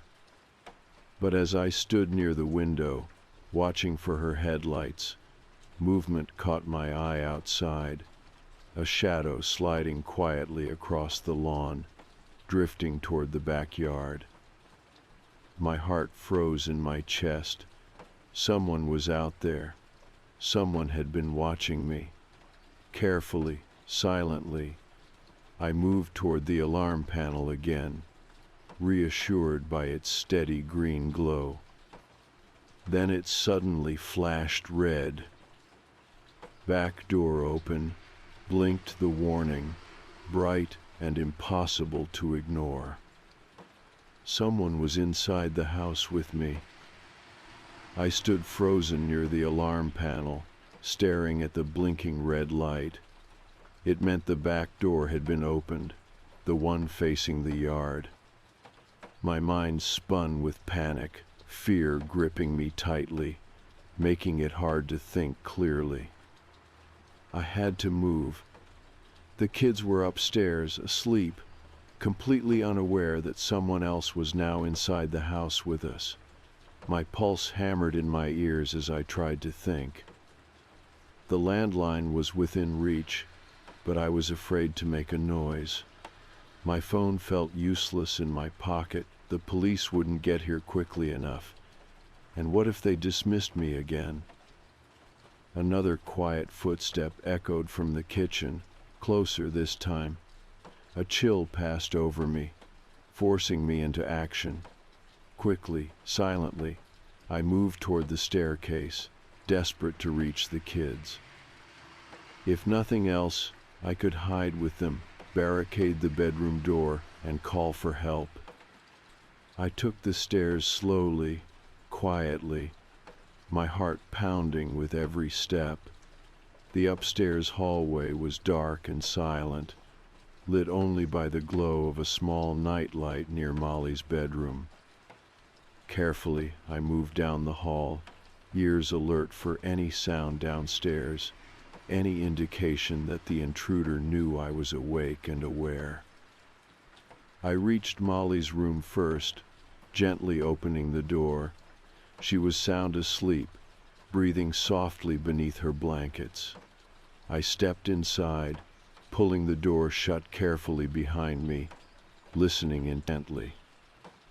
The house seemed quiet, almost calm again. Had I imagined the whole thing? Could it have been some glitch in the alarm system? But no, I knew better than that. I'd seen someone outside, a shadow moving deliberately toward the back door. This wasn't paranoia anymore. Someone was really here. Quietly, I took out my phone and dialed 911, my fingers trembling. A dispatcher answered immediately. 911, what's your emergency? I'm babysitting, I whispered quickly, trying to keep my voice calm and quiet. Someone broke into the house. The alarm went off, and I saw someone come inside through the back. The operator's voice stayed calm and steady. What's your address? I whispered the address softly into the phone, barely loud enough to hear myself. Police are on the way, she assured me, her tone calm and professional. Stay hidden and keep quiet. I ended the call and waited, crouched in the darkened hallway, listening intently to the silence below. Time dragged by slowly, my muscles aching from being still for so long. Minutes passed, feeling like hours. I heard nothing from downstairs, no footsteps, no movements, just silence. Then, faintly, I heard a car outside. Blue lights flashed gently through the windows, washing across the walls. Relief flooded through me. The police were finally here. I carefully opened Molly's door and peeked in, checking once again to make sure she was still asleep, undisturbed by the noise. Her breathing remained steady, peaceful. The relief I felt at seeing her safe was overwhelming. I closed the door quietly and hurried back to the stairs, listening carefully as the front door downstairs opened and officers moved inside, announcing themselves clearly, their voices authoritative and firm. "Police," one officer called clearly. "If you're inside, make yourself known." Silence. Nothing moved, nothing stirred. After a few tense moments, I heard footsteps coming slowly upstairs. A flashlight beam swept the hallway, illuminating me crouched against the wall. "Are you the one who called?" asked the officer gently. "Yes," I whispered, relief shaking my voice. "The kids are asleep. Did you find anyone downstairs?" The officer shook his head slowly. "Back door was open, but whoever it was is gone now. Must have run off when they saw us coming." He offered me a comforting hand, helping me to my feet. Together we moved quietly downstairs, the other officers already inspecting the rooms carefully. Everything seemed exactly as I had left it, untouched and orderly. It was surreal how calm the house seemed now, considering someone had just been inside. "Do you think he was after the kids?" I asked, my voice small. The officer hesitated for just a second, clearly thinking carefully about how to answer. "We can't be sure yet, but this kind of thing is usually about opportunity. Probably someone hoping to find valuables. You did the right thing calling right away." We stood there awkwardly in the hall for a moment before headlights flashed through the window, illuminating the driveway. The Millers were back, pulling into their driveway in a rush. "Oh, thank God," Mrs. Miller said breathlessly when she stepped through the door and saw the officers. "Are the kids all right?" "They're fine," I reassured her immediately, watching her visibly relax. "They're still asleep." Mr. Miller moved quickly toward me, eyes wide with concern. "Sam, are you okay? What happened?" I explained everything, the alarm going off, the shadow outside, the call I'd received earlier. Mr. Miller listened silently, his jaw tightening the more I spoke. "Mrs. Miller stayed close to his side, anxiety etched across her features. One of the officers stepped forward gently. "Do you know anyone who might want to harm your family?" "No," Mrs. Miller said quickly, shaking her head. "Never." The officer nodded slowly. "Well, we'll patrol the area tonight, just to be safe. It might have been random, but it's better to stay cautious." I glanced nervously around the room, feeling a sudden urge to leave, to go home, to escape the lingering anxiety still hanging over the place. Mrs. Miller saw it on my face immediately and touched my shoulder gently. "We understand if you don't feel comfortable staying here again, Sam." I nodded gratefully. "Thanks. I appreciate that." After a few more reassurances and polite goodbyes, one of the officers walked me home.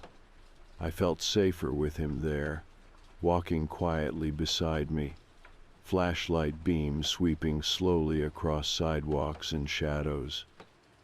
When I finally reached my own front door, relief rushed through me completely, relaxing muscles I hadn't realized were still tense. Days passed without incident. The neighborhood gradually returned to normal, though the incident stayed fresh in everyone's minds. I stopped babysitting for a while, needing distance from that night.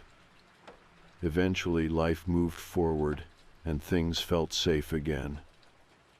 Months later, a detective called to let me know they'd caught the intruder, a local man with a criminal record, known for minor break-ins. He wasn't targeting me specifically, or even the Millers. It had been random, just as the officer had guessed. And although the detective assured me the man wouldn't be out anytime soon, I didn't babysit again for months. Eventually, the fear faded, replaced by caution and a greater awareness of how vulnerable we all really were. I kept doors locked, alarms set, always aware of every sound around me. But at least now, the threat had a face, a name. He was just a man after all, not some nameless phantom hiding in shadows. I had answers. The Millers had their peace, and life slowly, finally, returned to normal.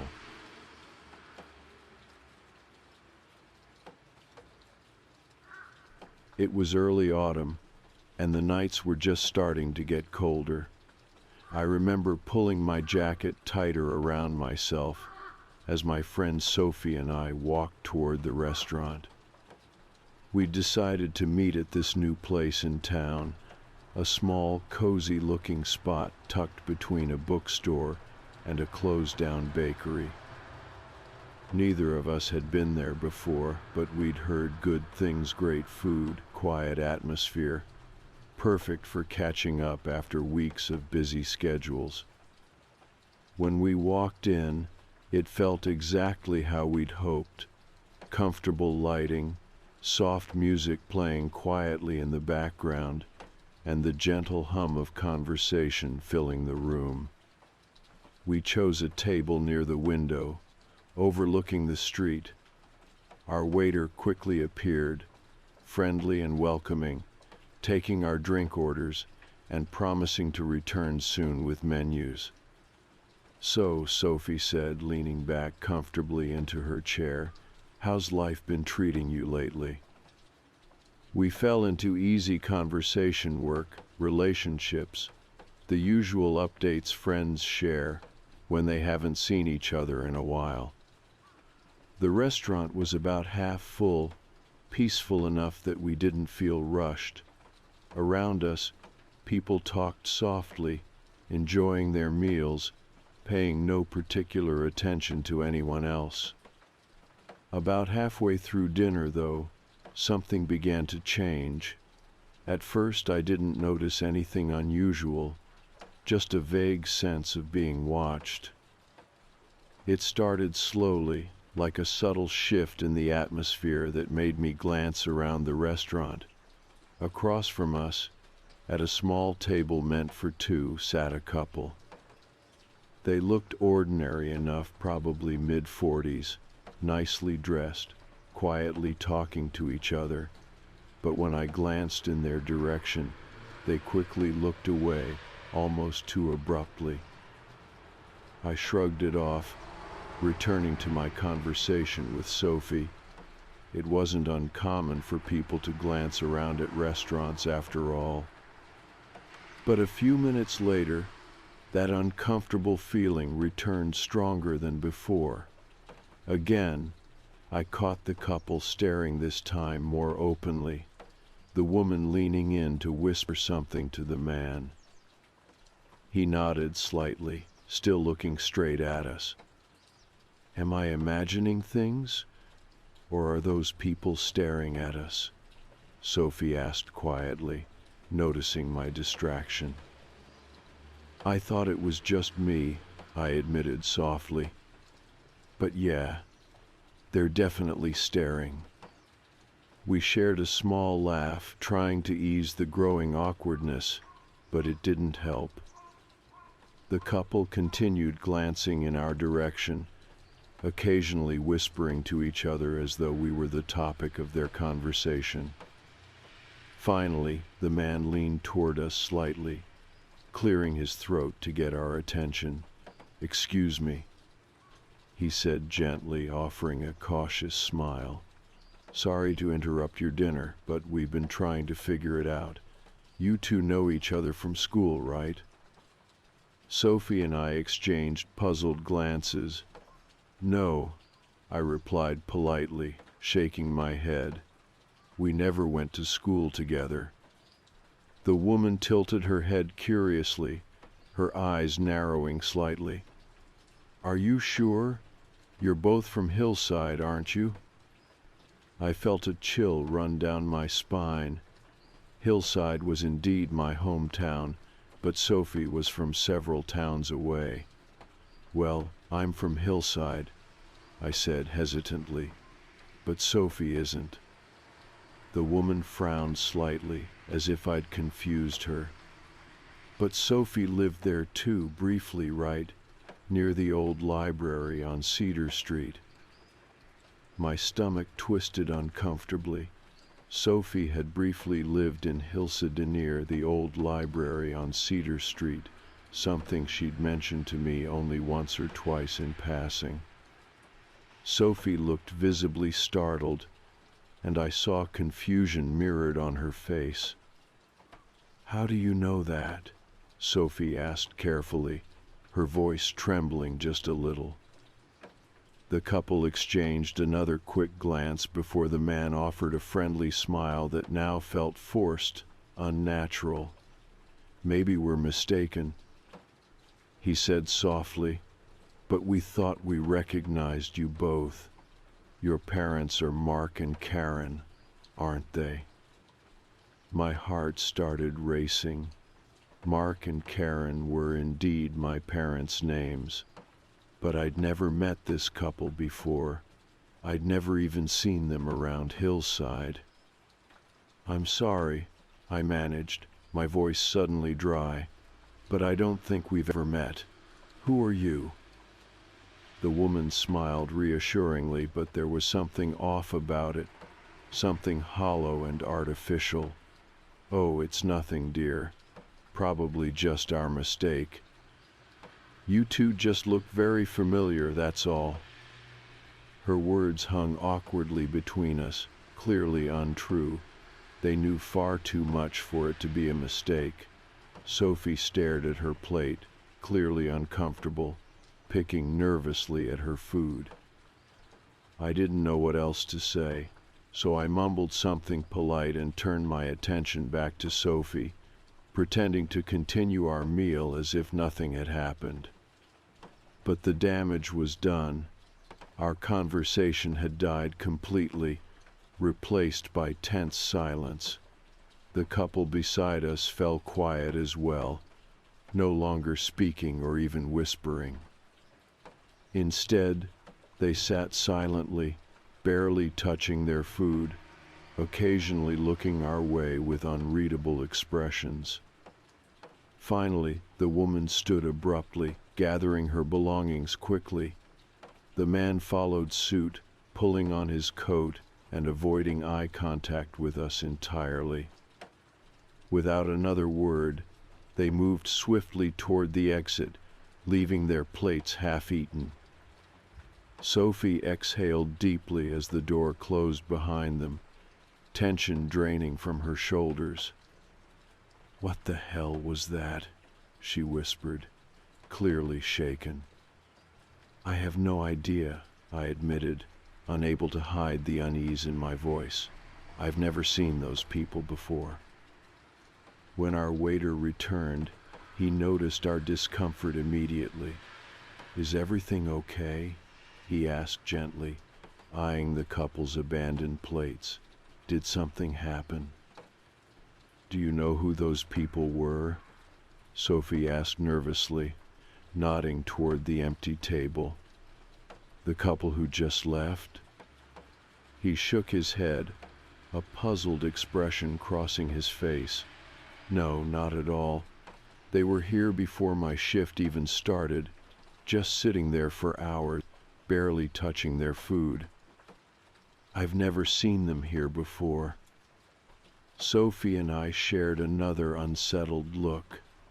Whoever they were, they'd known things they shouldn't have, details from our lives, names and places only close friends or family would know.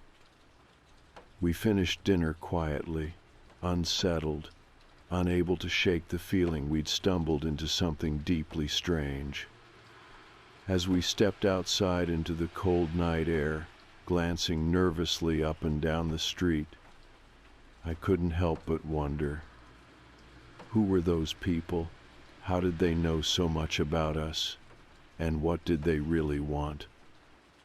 After that strange encounter, Sophie and I drifted apart for a while. It wasn't deliberate, but somehow the awkwardness of that night clung to our interactions. Each text message was a little more forced, each casual invitation a bit more hesitant. Neither of us admitted it openly, but I think we both felt it. Something had changed. That couple had slipped quietly into our lives for just one night, but their presence lingered, a shadow neither of us could entirely shake. Life went on, though, as it always does. Days became weeks, and gradually the uneasy memory faded to the edges of my thoughts. Work, family gatherings, birthdays, normalcy pushed its way back in, bringing comfort in routine and familiarity. Soon enough, I began to believe the whole thing was just a bizarre coincidence. Maybe we'd misunderstood something, misread their intentions. Maybe they had overheard our conversation earlier in the evening, pieced together details from snippets of what they'd heard. Strange, sure, but possible. A few months after the incident, I found myself back in Hillside for my parents' anniversary party. My mom had organized a small get-together at their house, and I'd come home to help out and see some familiar faces. The afternoon passed pleasantly, laughter and conversation filling the air. The uneasy memory of the restaurant was the farthest thing from my mind. Toward evening, though, as guests slowly filtered out, my mom pulled me aside, concern etched on her face. "Sweetheart, did you invite someone tonight?" she asked carefully, glancing toward the living room window. "No," I answered, puzzled. "Why?" She hesitated, choosing her words carefully. "There's a car that's been parked across the street for hours. I noticed it earlier but didn't think much of it. They're still there." I moved to the window to look. Sure enough, parked beneath the street lamp was a dark sedan, windows tinted, engine off. It looked entirely ordinary, except that I'd never seen it before. Hillside was the kind of town where you recognized cars and knew which house they belonged to. This one didn't belong. "It's probably nothing," I reassured her gently, forcing myself to sound confident. "Maybe someone visiting one of the neighbors." Mom didn't look convinced, but she nodded slowly, accepting my explanation for the moment. I felt uneasy, though. The car remained in place, silent, unmoving. Later, as the evening wound down, I stepped onto the porch to say goodbye to the last few guests. As they drove off, I noticed the car across the street again, still there, still silent. A sudden impulse took hold of me, driven partly by frustration and partly by a stubborn desire to confront whatever was happening head on. Without thinking too much, I walked toward the car, my footsteps echoing softly on the quiet street. As I approached, the driver's side window rolled down slowly, revealing a woman's face partially obscured by shadows. "Can I help you?" I asked, trying to keep my voice steady. She smiled softly, familiar and unsettling. My stomach tightened as I immediately recognized her as the woman from the restaurant. Her voice was calm and pleasant when she finally spoke. "Hello again," she said quietly, almost gently. "Didn't mean to alarm you." My heart began pounding hard against my chest. "What are you doing here? Were you watching us?" She shook her head slowly, a faint, apologetic smile still lingering on her lips. "Not exactly. We just wanted to make sure you were okay." Her words confused me, and anger flickered beneath my fear. "Who are you? Why are you following me?" She hesitated slightly, her eyes briefly shifting to something behind me before settling back onto mine. "We're not following you," she replied carefully. "At least not in the way you think. There's something you need to know. Can we speak somewhere else?" "No," I snapped sharply, frustration edging into my voice. "If you have something to say, say it now." She glanced again over my shoulder, this time more urgently. I turned quickly, instinctively following her gaze, but the street behind me was empty. When I faced her again, her expression had changed now, filled with genuine worry. "I think we've made a mistake," she whispered softly, almost sadly. "You shouldn't be involved in this. We're sorry." Before I could respond, she started the car.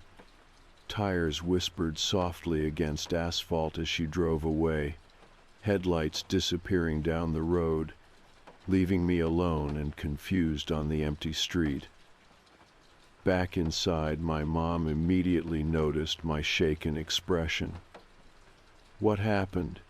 she asked, worry evident in her eyes. I took a deep breath, not sure how to explain what had just occurred. Finally, I decided honesty was best. "Remember when I told you about that weird couple at the restaurant a few months ago? She was outside just now. She said they were watching me to make sure I was okay." Mom's face paled slightly, and she moved to the front window again, peering out nervously. "That's not right. Something feels off about this." I nodded quietly, feeling unsettled all over again. My mind spun, replaying every detail of our brief conversation. Why had she been so worried? And what did she mean when she said they'd made a mistake? The rest of the evening passed in tense quietness. I stayed awake late into the night, checking the street every so often, paranoid about seeing headlights again. But the car didn't return. Eventually, exhaustion won out, pulling me into a restless sleep. The next morning, as sunlight filtered softly through my bedroom window, the night before seemed distant and almost dreamlike. But when I came downstairs, my parents were sitting quietly at the kitchen table, speaking softly in worried voices. "What's wrong?" I asked cautiously, feeling dread settle over me. My father slid a folded piece of paper across the table toward me, his expression grave. "Someone left this on our doorstep overnight." Hands shaking, I unfolded the note, feeling a chill slip down my spine as I read the simple handwritten message. "We're sorry. Please be careful. We'll try not to contact you again." It was unsigned, anonymous, and yet undeniably connected to everything that had happened. 1,000 unanswered questions rushed through my mind, and no matter how I turned them over, no explanations came. One thing, however, became painfully clear. This wasn't random. They knew me. They knew my family, my friends. And whatever their intentions, they'd decided now that I was in danger. But from what or who I still didn't know. After the note appeared on my parents' doorstep, everything felt different. It wasn't paranoia or fear exactly, but a heightened awareness of every little thing around me.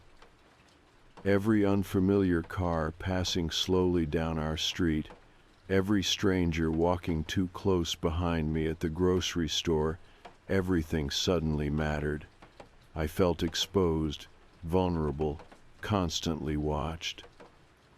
My parents urged me to go to the police, but I hesitated. What could I say that wouldn't make me sound crazy or paranoid?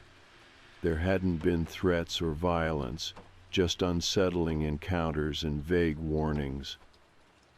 The police wouldn't take it seriously, or worse, they'd dismiss it entirely. Without concrete proof, or even a direct threat, there was nothing they could do. Still, my father was insistent, and eventually, reluctantly, I agreed to speak with someone. At the local police station, I sat in a small office, quietly explaining the bizarre situation to a tired-looking detective named Martin. He listened patiently, jotting occasional notes, and only interrupted when he needed clarification. "So, they didn't threaten you directly?" he asked calmly, tapping his pen against his notepad. "No," I admitted softly, frustration building inside me. "But they knew too much. They mentioned specific details about my hometown, about my family. It was creepy." He nodded slowly, thoughtful but clearly skeptical. "Is it possible these were just acquaintances of your parents, or someone who recognized you from social media?" "No," I said firmly. "I've thought about that. My parents didn't recognize the descriptions, and I keep my profiles private. None of this adds up." Detective Martin sighed gently, rubbing his eyes. "Look, I believe you. Something strange is going on, but there's just not much I can do right now.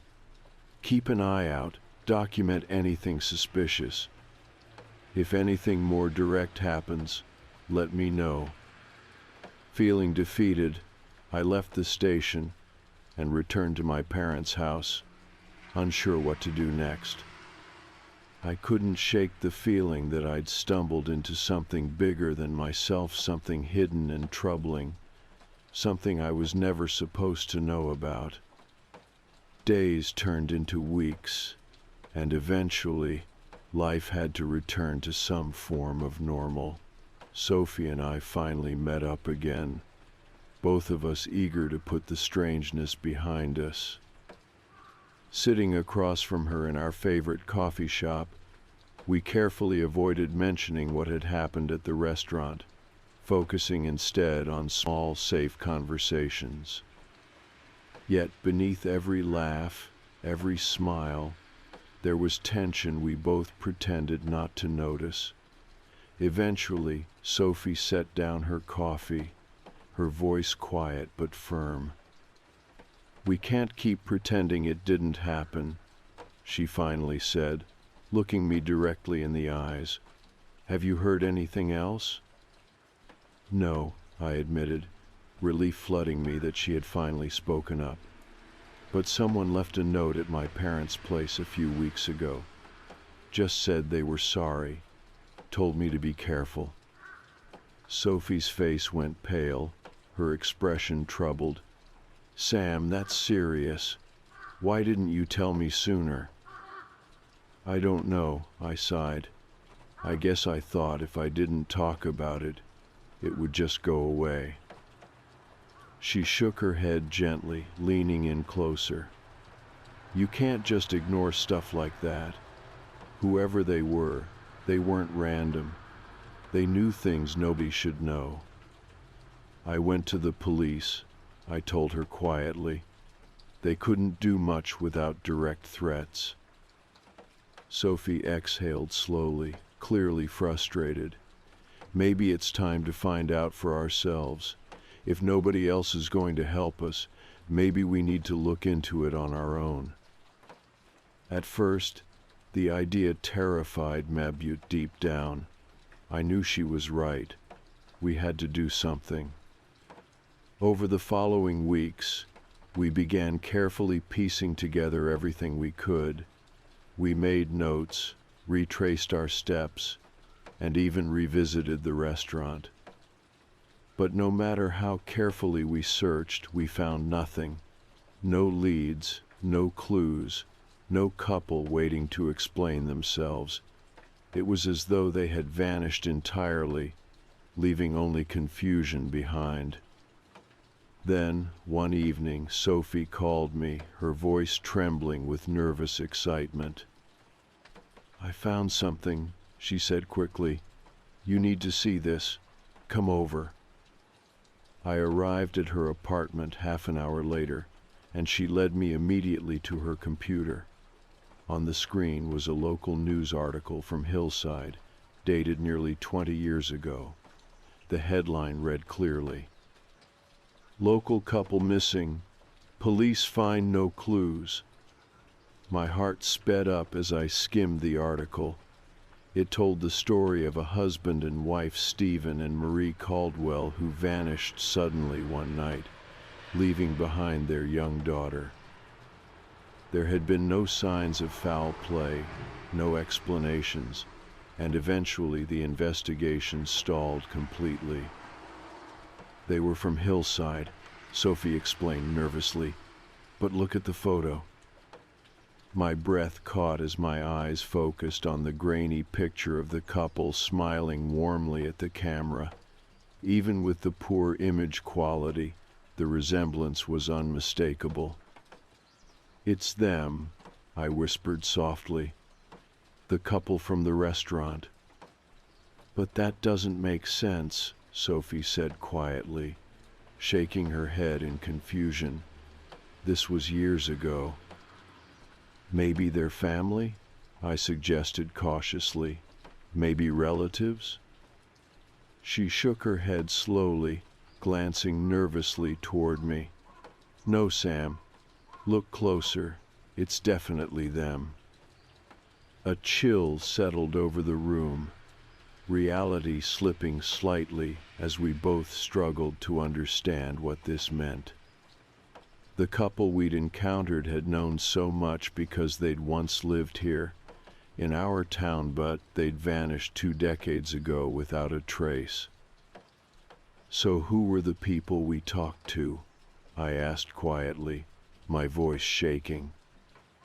Sophie didn't answer right away, staring blankly at the screen. Finally she shrugged, looking lost. "I have no idea, but I think we need to stop digging. Whatever this is, it's bigger than us. Maybe they just wanted us to know something happened, something nobody else saw." We never found another explanation. We didn't pursue it further, didn't contact the police again, because honestly, what could we say? A missing couple from 2 decades ago sat beside us at a restaurant, knew our lives intimately, and then vanished again without explanation. Nobody would believe it. Gradually, Sophie and I returned fully to our normal lives. The strange encounters never happened again, and eventually we allowed ourselves to forget, or at least to pretend we did. We found new restaurants, new friends, and moved forward, carrying only the quiet understanding between us that some questions never get answered. But sometimes, late at night when sleep refuses to come, I still wonder about the couple from Hillside, about what happened to them 20 years ago, and why, for just a brief moment, they appeared to us. Maybe Sophie was right. Maybe they just wanted someone to notice, someone to remember their story, even if we never truly understood it. Even now, that's the closest we've come to making sense of it all, and strangely enough, it's enough.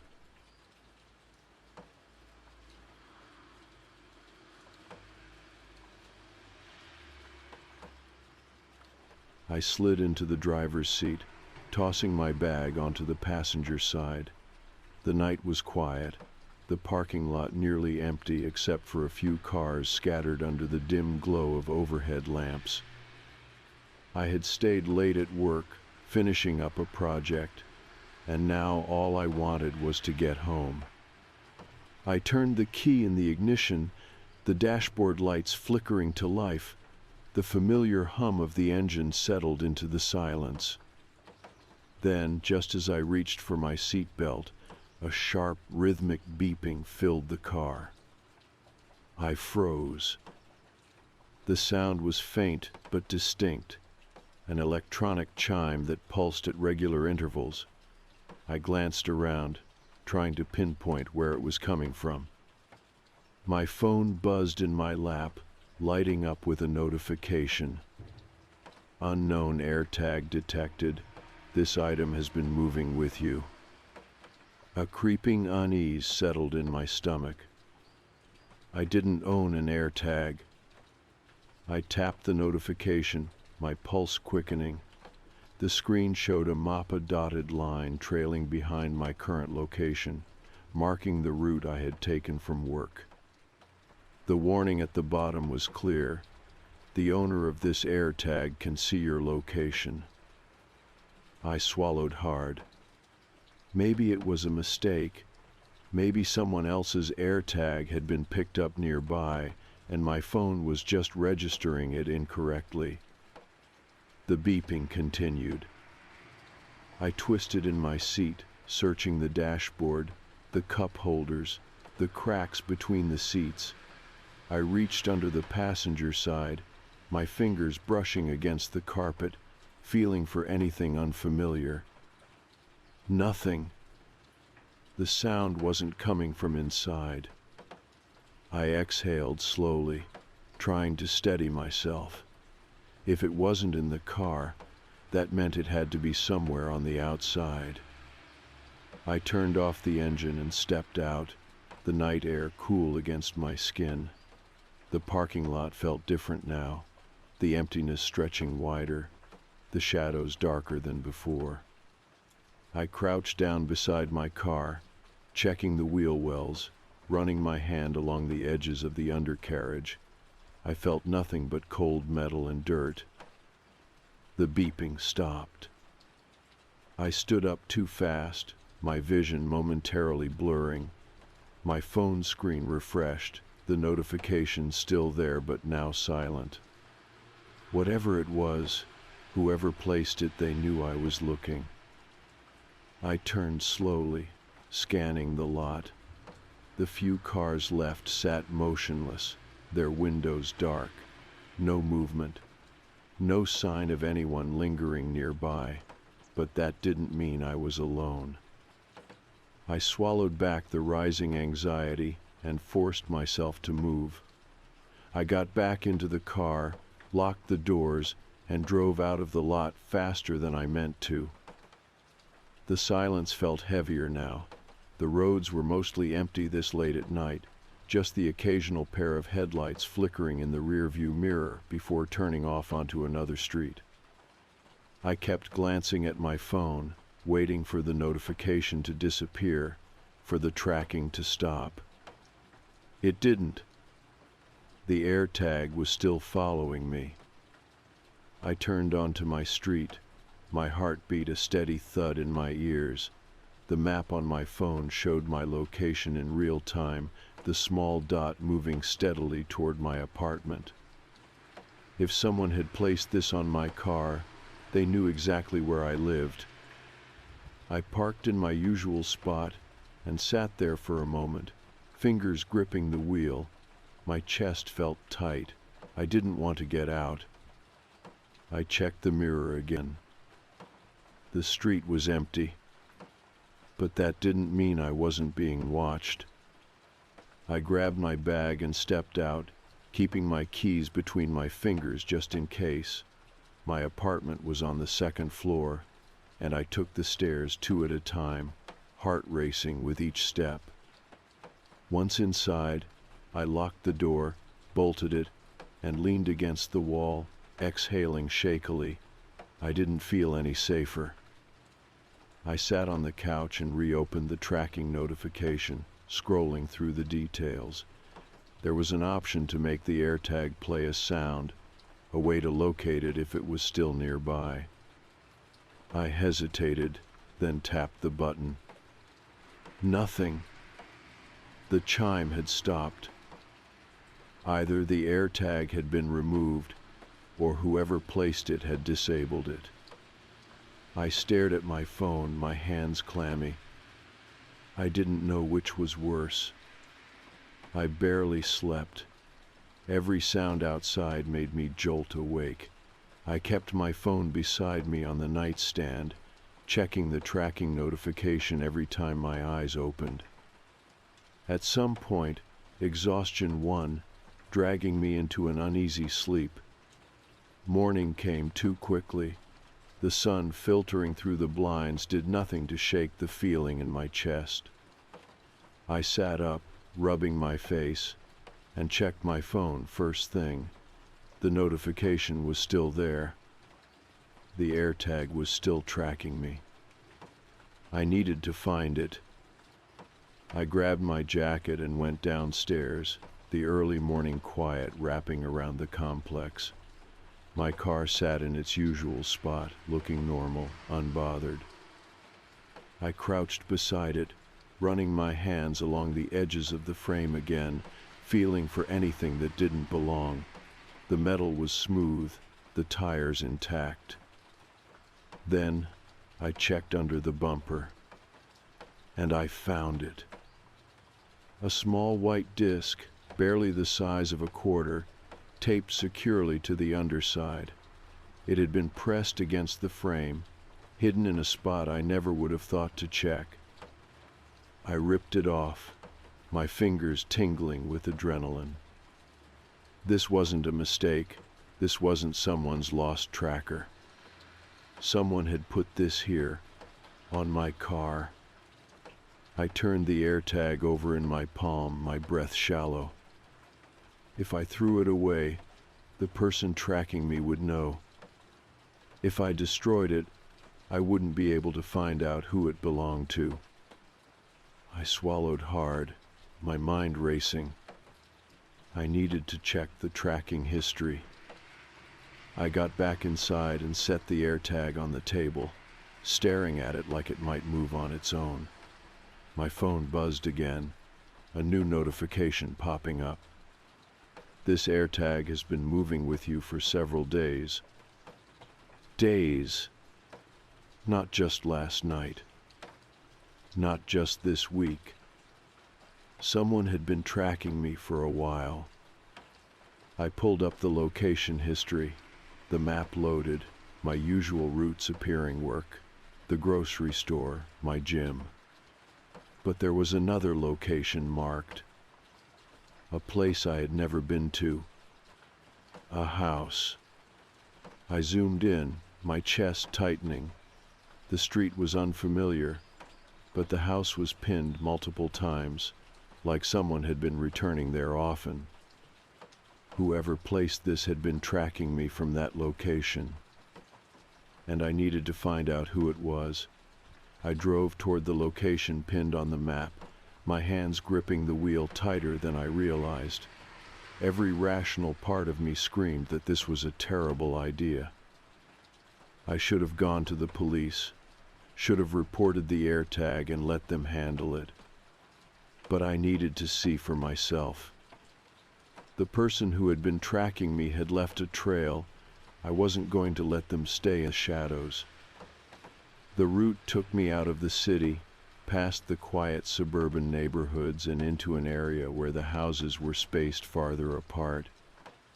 The pinned location was an older home sitting alone at the end of a long driveway, surrounded by tall, unkempt grass. It didn't look abandoned, but it also didn't look well maintained.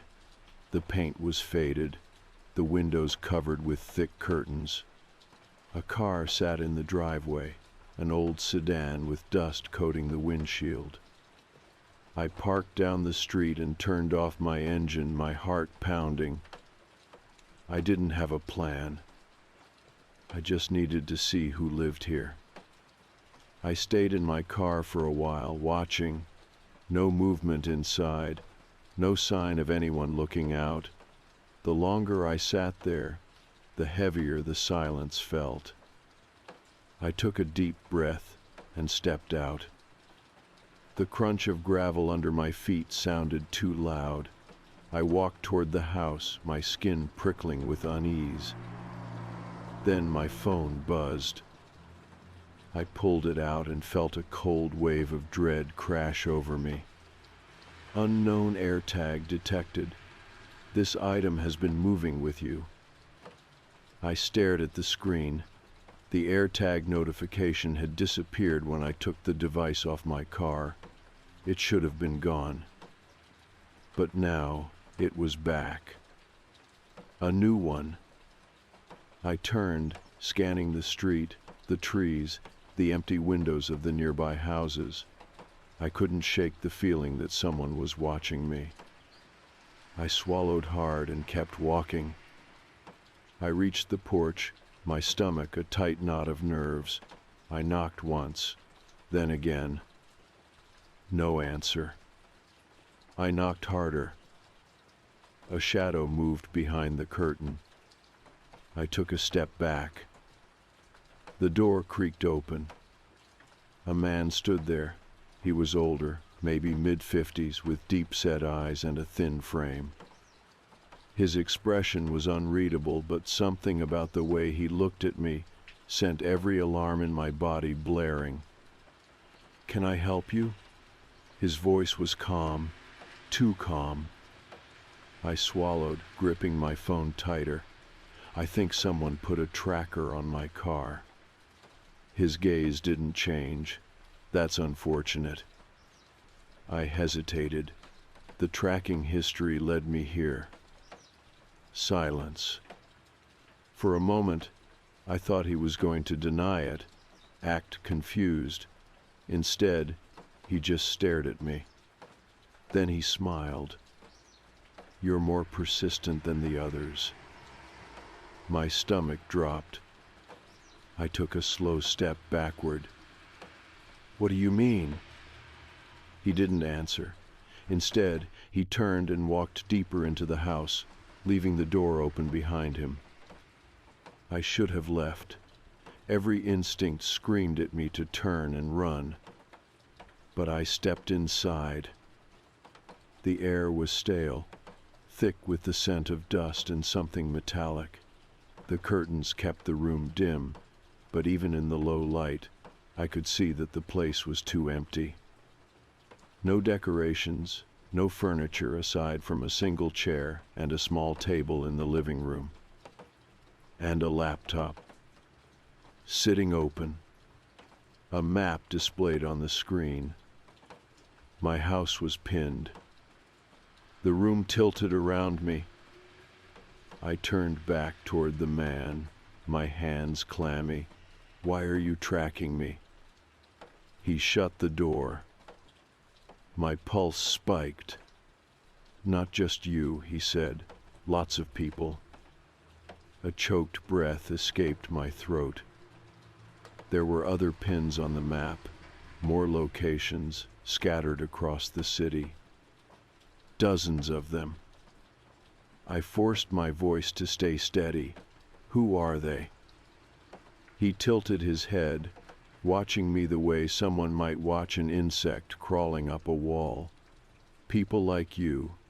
People who don't notice when things go missing. People who don't realize they're being followed." My vision blurred at the edges. I wasn't the first. I wasn't the only one. "How long have you been tracking me?" I whispered. The man smiled again, slow and deliberate. "Long enough." A creak sounded behind me. I turned too late. A second man stepped out from the shadows. Something sharp slammed into my side. Pain erupted through my ribs, white-hot and blinding. I staggered, barely catching myself against the table. My vision swam. I couldn't breathe. I had to move. I lashed out blindly, knocking the laptop off the table. The screen shattered against the floor. The old man cursed. Idiot. I didn't wait to hear more. I ran. I barreled through the door, nearly tripping down the steps. My body screamed in pain, but I didn't stop. I made it to my car. My fingers fumbled for the keys, slick with sweat. The front door of the house swung open. The second man stepped out, his silhouette too calm in the dim porch light. I got the car started, slammed it into reverse. The tires screeched as I tore down the street. I drove without thinking, my breaths coming in ragged gasps. I checked my phone. The AirTag notification was still there. I glanced at the passenger seat. My hands shook as I checked my pockets, my jacket, my sleeves. It wasn't on me. It wasn't in the car. Then I saw it, taped to the inside of the rearview mirror. I slammed on the brakes. My pulse pounded in my skull as I ripped it free, my fingers trembling. I rolled the window down and threw it out, watching the small white disc vanish into the night. For a few blissful moments, I thought it was over. Then my phone buzzed again. Unknown AirTag detected. This item has been moving with you. I stared at the screen, my breath coming in short, uneven gasps. A new one. They had already replaced it. I didn't drive home. I couldn't. The second I threw the AirTag out the window, my phone buzzed again. A new one was tracking me. Someone had already replaced it, which meant they had planned for me to find the first one. Which meant they were still watching me. My hands were slick against the wheel. I couldn't stop checking the mirror, scanning the street behind me, waiting for headlights that never came. I needed to think. I needed to get rid of this without leading them back to my apartment. I took a turn down an empty road, pulling into a gas station on the outskirts of town. It was late, nearly deserted, the fluorescent lights buzzing overhead. I parked near the back, away from the pumps, where no one could see inside my car.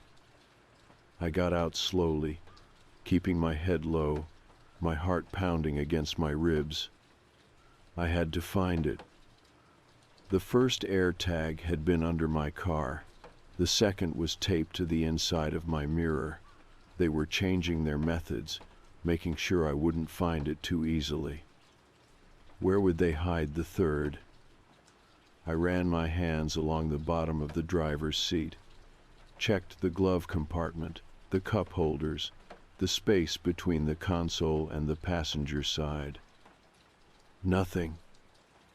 I walked around to the back, crouching low, checking the wheel wells, the trunk latch. My fingers skimmed along the bumper, and then I felt it. A small, smooth disc, stuck with industrial strength adhesive. I ripped it off and stared at it in my palm, my breath coming in uneven gasps.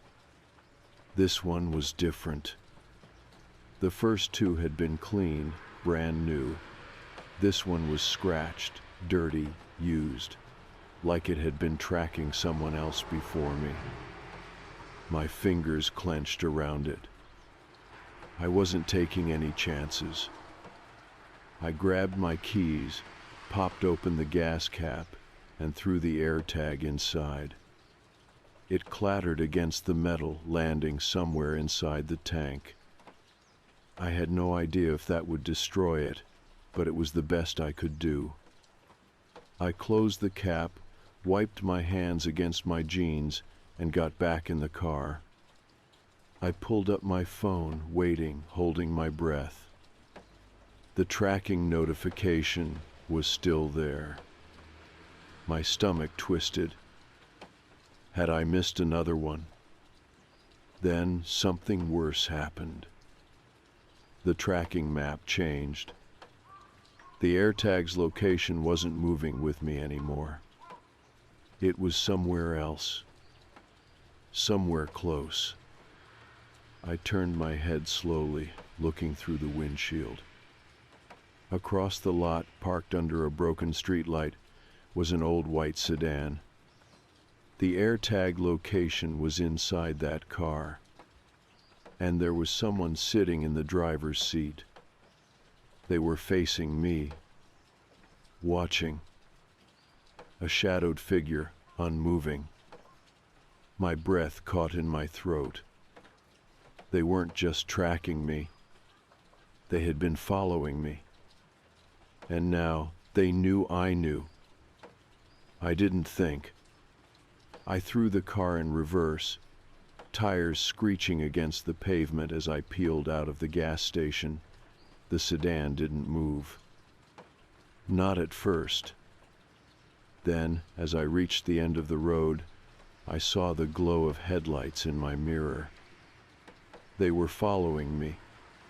I drove like a madman, my pulse hammering so hard I thought my ribs might crack.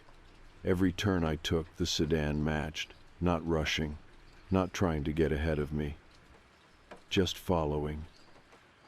I needed to lose them. I swerved onto a side street, cutting through a quiet neighborhood, speeding through red lights. The streets were empty, but the sedan never fell behind. Whoever was inside knew exactly what they were doing. Then I made a mistake. I turned onto a dead-end street. Panic clawed up my throat. I had seconds, maybe less. I yanked the wheel to the right, slamming the brakes, tires screeching as I came to a hard stop beside a row of parked cars.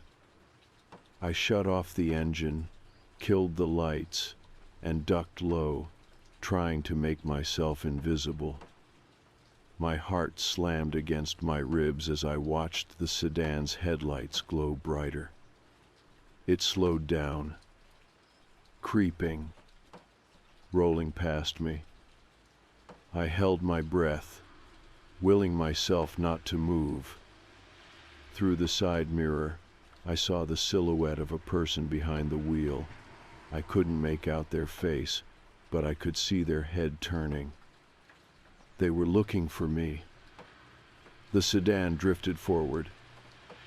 Then, just as it reached the end of the street, it kept going. I didn't move, didn't breathe. I waited. 5 seconds. 10. The sedan disappeared into the night. I counted to 30 before I even let myself exhale. I had lost them. But for how long? I didn't go home. I couldn't. I checked my phone, my fingers trembling. The AirTag notification was gone. The tracker was no longer following me. But I knew it wasn't over. I checked my rearview mirror again. The street was empty. I had gotten away. For now. But I wasn't stupid. Whoever this was, whoever had been tracking me, following me, watching me, they weren't just going to give up. They had planned this. I had found 3 AirTags. How many more had I missed? I pulled into a cheap motel on the outskirts of town, paid in cash, and locked the door behind me. I didn't bother unpacking. I didn't even take off my shoes. I sat on the edge of the bed, staring at my phone. The AirTags were gone. But what if they didn't need them anymore? What if they had already found me? A knock sounded at the door. I nearly jumped out of my skin.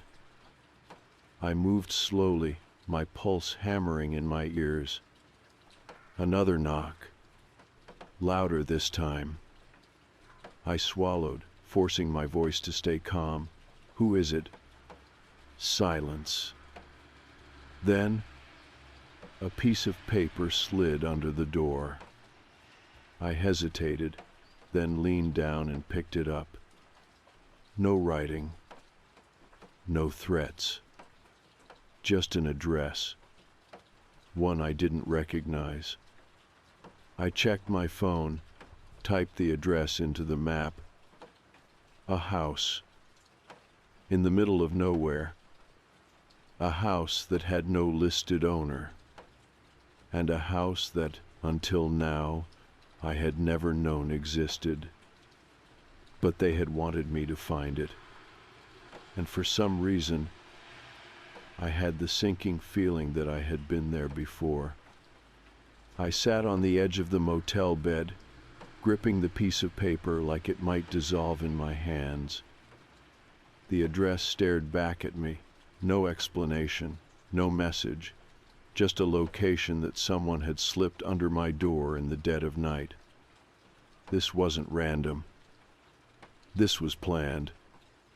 I took a slow breath, forcing myself to think. The AirTag was gone, but they still found me. They had been watching. Maybe they had never needed the tracker at all. I looked at my phone, hesitating before typing the address into my map. A pin dropped onto a quiet road about 40 miles outside the city. No houses nearby, no businesses. Just an isolated property in the middle of nowhere.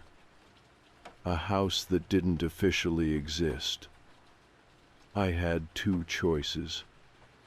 I could go to the police and show them the note, tell them everything, the AirTags, the tracking, the car that followed me. But what would they do? They had no suspect, no crime, no proof of who was behind this. The other option was to go to the address myself. I should have left it alone.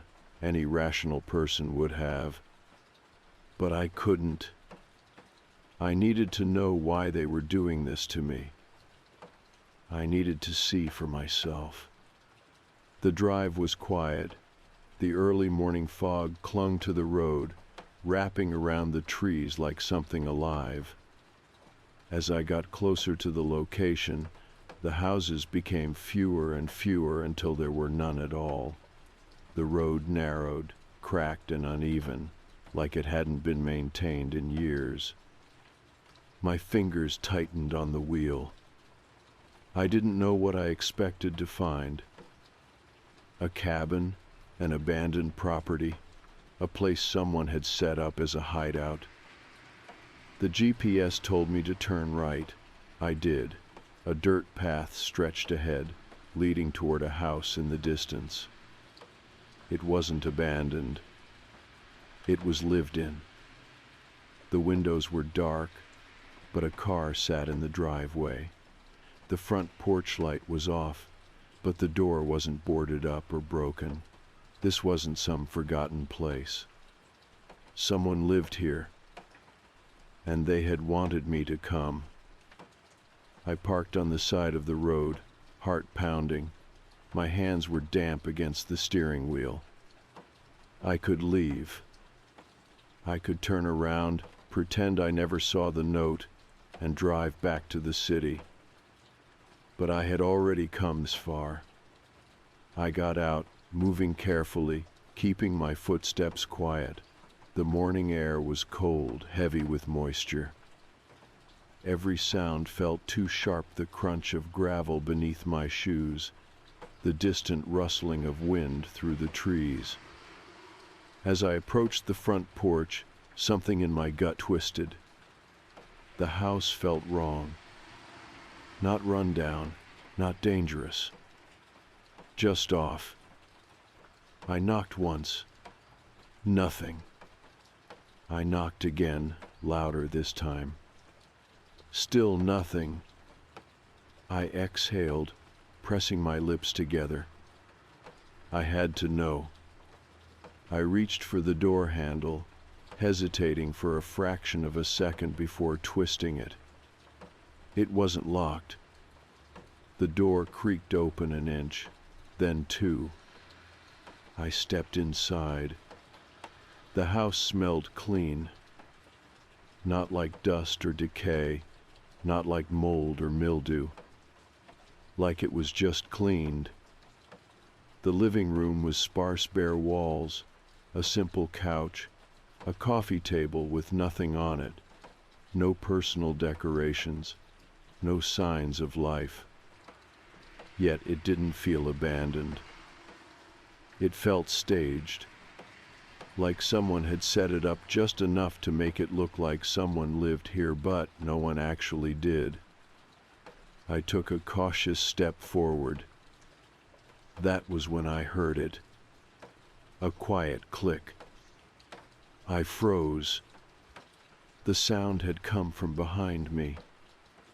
The door. I turned slowly, my stomach twisting into knots.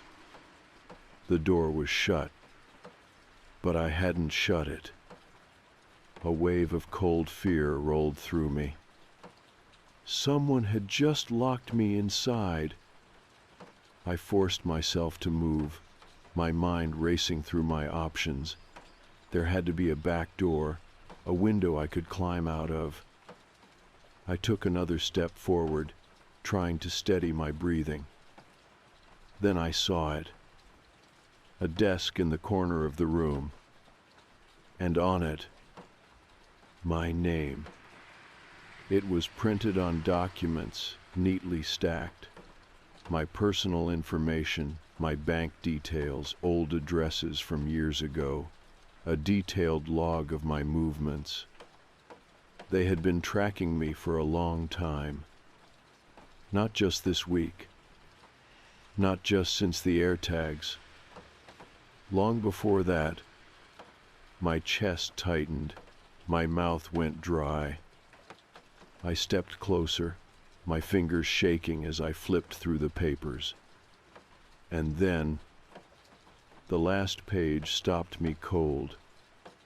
It was a photo of me, standing in the gas station parking lot last night, taken from inside the white sedan. I slammed the file shut, my pulse roaring in my ears. I wasn't supposed to find this. Whoever had been tracking me hadn't been trying to scare me. They had been preparing for something, and I had just walked right into it. A floorboard creaked. I turned fast, my breath catching. A shadow moved in the hallway. Someone else was in the house. I backed up slowly, scanning for another exit. There was a kitchen to my left, a hallway leading deeper into the house. Then a voice, low, calm. "You were supposed to stay put." My stomach dropped. A figure stepped out of the hallway. He was average looking, maybe mid-40s, with a slim build and tired eyes. Someone you wouldn't notice in a crowd, someone forgettable. And that made it worse, because people like that could go anywhere. His expression was unreadable as he looked at me, like he was studying me. "Why are you doing this?" I asked, my voice barely steady. He tilted his head slightly. "You shouldn't have found the AirTag." I swallowed hard. He took a slow step forward. That's why the first one was easy to find. The cold realization hit me like a punch. They had meant for me to find it, to panic, to go looking. They had wanted me to come here. I took a step back. "What do you want?" He sighed. "It's not about what I want." I turned and ran. Straight for the back of the house, down the hallway, heart pounding so hard it felt like it might burst. Footsteps followed, fast and heavy. I reached the back door and grabbed for the handle locked. I spun, scanning the room, a window. I threw myself against it, forcing it up, my breath ragged. He was getting closer. I pushed myself through, landing hard on the grass outside. Then I ran. Through the overgrown yard, across the dirt road, into the trees. I didn't stop. Not until I reached my car. Not until I was far, far away from that house. My phone buzzed again. I already knew what it would say. Unknown AirTag detected. This item has been moving with you. They had already planted another. They weren't done yet. I didn't stop driving. I didn't check my mirrors. I didn't look at my phone. I just kept going, pushing the speed limit, putting as much distance between myself and that house as possible. I knew they had put another AirTag on me. I knew that no matter how far I went, they could see exactly where I was. But I also knew something else. I had seen his face. And that meant this wasn't over until I made sure he couldn't follow me anymore. I pulled into the first gas station I found, shaking, my knuckles white against the steering wheel. The lights overhead buzzed faintly, the glow casting long, unnatural shadows across the pavement. My phone was still buzzing in my pocket. Another alert, another warning. Unknown AirTag detected. This item has been moving with you. I already knew. I stepped out of the car, scanning the lot. A few other vehicles were parked nearby, but nobody was paying attention to me. I had to be fast. I crouched beside my car and started searching. My hands ran along the undercarriage, my fingers tracing the edges of the bumper, the wheel wells, anywhere someone could have slipped a small tracker without me noticing. Nothing. I moved to the back, feeling around the license plate. And then my fingers brushed against something smooth. A small round disc pressed tightly into the crevice where the plate met the frame. I ripped it off. My breath came fast, uneven. I stared down at the AirTag in my palm, my heart pounding. I wasn't just going to throw it away this time. I needed to use it. The police station was 15 miles away. I kept the AirTag in my pocket the whole time, feeling its weight like a live wire against my skin. I didn't know if this would work. I didn't even know if they would take me seriously. But I had proof. I pulled into the station's parking lot and killed the engine. The building was quiet, fluorescent lights buzzing behind the large front windows. I walked inside, my hands still trembling. A bored-looking officer sat at the front desk, tapping something into a computer. He barely glanced up as I approached. "How can I help you?" I placed the AirTag on the counter. "I'm being followed," I said, my voice steady despite the panic rising in my throat. The officer finally looked at me, his expression shifting from disinterest to mild concern. "What do you mean?" I took a breath. "I keep finding AirTags on my car. This is the third one in 2 days. I don't own them. Someone keeps putting them on me." He frowned, leaning in slightly. "Did you see who did it?" "Yes." I swallowed hard. "And I know where he lives." That got his full attention. 2 officers followed me back to the house in an unmarked car. I didn't go near the place. I parked a block away, watching as they approached the property. I stayed in my car, gripping the steering wheel, my pulse hammering as they knocked on the door. For a long time, nothing happened. Then the door opened. I couldn't see his face from where I was sitting, but I could tell from the officer's posture that something was off. They stood there for several minutes, talking. Then they went inside. I waited. 5 minutes.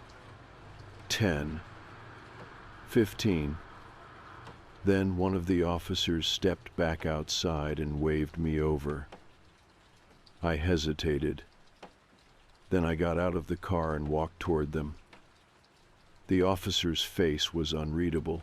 "You said you saw him here last night." I nodded. He gestured toward the house. "This place is abandoned." I felt like the air had been knocked out of my lungs. "What?" "The guy we talked to, he's the property owner. He said no one's lived here in over a year. It's been empty." I shook my head. "That's not possible. I was inside. I saw the files, the pictures of me." The officer's expression didn't change. "We checked inside. There's nothing there." A chill crawled up my spine. "Come take a look." I stepped inside, my heart pounding. And he was right. The living room was empty. No furniture, no laptop, no files, no evidence that anyone had ever been here. The walls were bare, the floors were dusty, the place smelled like it had been shut up for months. My head spun. I turned to the officer, my voice thin. "I swear, it was here. I saw it." He studied me for a long moment. Then he exhaled. "We believe you." That threw me off. If someone's been tracking you, that's serious. But without proof, there's not much we can do. He held up the AirTag. "We'll process this and see if we can get a serial number. But these things aren't registered to individual names. They're designed to be anonymous." I ran a hand through my hair. "So what do I do?" The officer's face darkened. "You get a new car. You change your routine.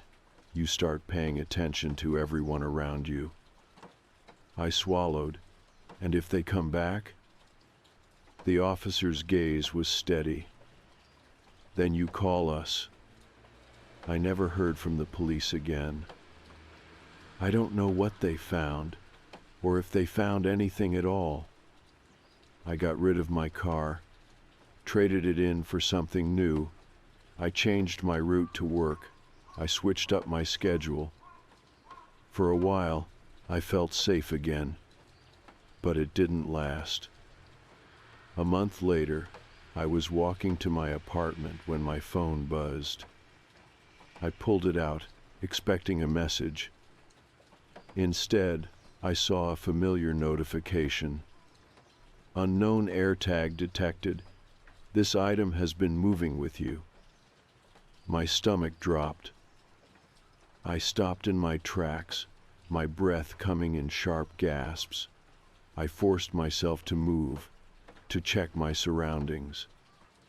The street was empty, or at least I thought it was. Then I saw the car. An old white sedan parked at the end of the block. My heart stopped. The driver's window was rolled down slightly. I couldn't see inside, but I knew someone was watching. I took a slow step backward, my phone clutched in my shaking hands. Another buzz. Another message. This one wasn't from my phone's tracking system. It was a text from an unknown number. "Did you really think it was over?"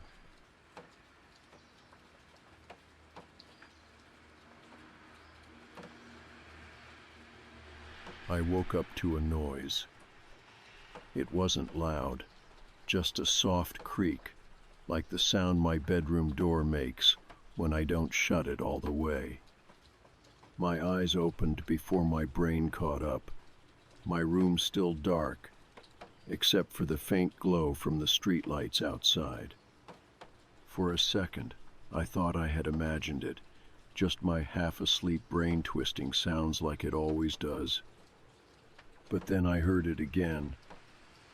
A slow, careful step, somewhere outside my bedroom. I froze, my breath catching in my throat. My apartment isn't big.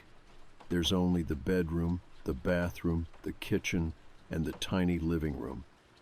If someone was inside, they weren't far. I lay there, listening so hard my ears rang. Nothing, just silence. Maybe I had left the window open and the wind had shifted something. Maybe the fridge made a noise. I almost convinced myself of that. Almost. Until I heard another step. This time closer. My stomach clenched, the kind of deep, instinctual fear that makes your limbs go numb before your brain even processes what's happening. I slid my hand toward my phone on the nightstand, moving as quietly as I could. My fingers barely brushed against it before I heard the sound that made my whole body go cold. Breathing. Not mine. It was soft, almost like someone was trying not to make noise. It came from outside my room, maybe the hallway near the kitchen. I didn't even think. I grabbed my phone, slipped out of bed, and moved as quickly and silently as possible toward the bathroom. My hands were shaking so bad I almost fumbled with the lock before clicking it into place. My heart was pounding. I tried to breathe through my nose, slow and quiet, but my chest felt too tight. I didn't want to call 911. I kept hoping I was wrong, that I'd hear the fridge hum to life, or my upstairs neighbor's television through the vents, something that would explain this. But the silence outside the door stretched. No footsteps, no breathing. And that made it worse. I pulled up the dial pad and typed 921-1. I hesitated for maybe half a second before pressing call. A woman's voice answered almost immediately.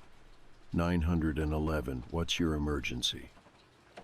I opened my mouth, but nothing came out. My throat was too dry. I swallowed, forcing myself to speak, but it came out as barely a whisper. Someone's in my apartment. The dispatcher's tone didn't change, calm and steady. Okay, can you tell me where you are? I tried to answer, but my voice broke. I took a slow breath and swallowed again. Apartment 2B, Holloway Apartments, downtown. Her typing was faint but fast. Got it. Can you tell me where the person is? I squeezed my eyes shut, willing myself to stay calm. I don't know. I woke up and I heard something. I thought maybe it was the pipes, but then I heard footsteps. They came from my kitchen. I hated how shaky I sounded. Are you alone in the apartment? She asked. Yes. Do you have a weapon? Anything to protect yourself?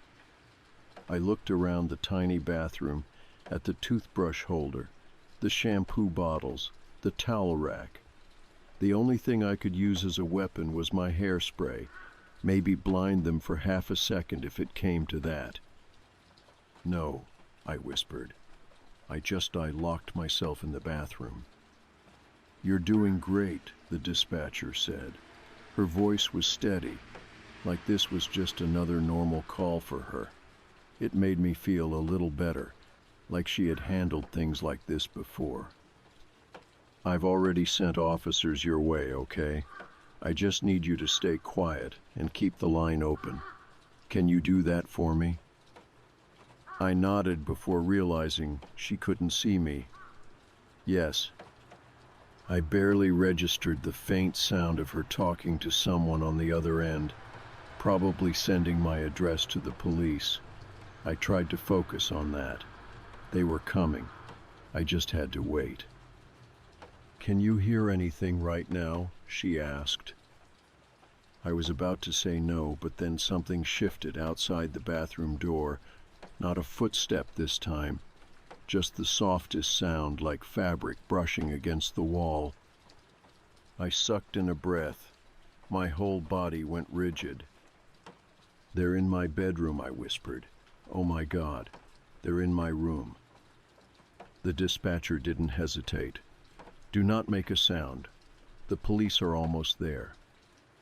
I could barely hold the phone. My hands were shaking so bad. I kept waiting for something loud, something obvious, but there was nothing. Just the tiniest noises, the kind of quiet movements that only happen when someone is trying not to be heard. The hair on my arms stood up. I wanted to move away from the door, but I didn't dare make a sound. The lock felt so flimsy, like it would do nothing if they really wanted to get in. I bit down on my lip so hard I tasted blood. Something shifted again, a breath. It wasn't mine. I knew without a doubt that someone was standing right outside the bathroom door. The air felt thick, suffocating. My whole body was screaming at me to do something, but what? If I made a noise, would they try to break in? If I stayed silent, would they just wait for me to come out?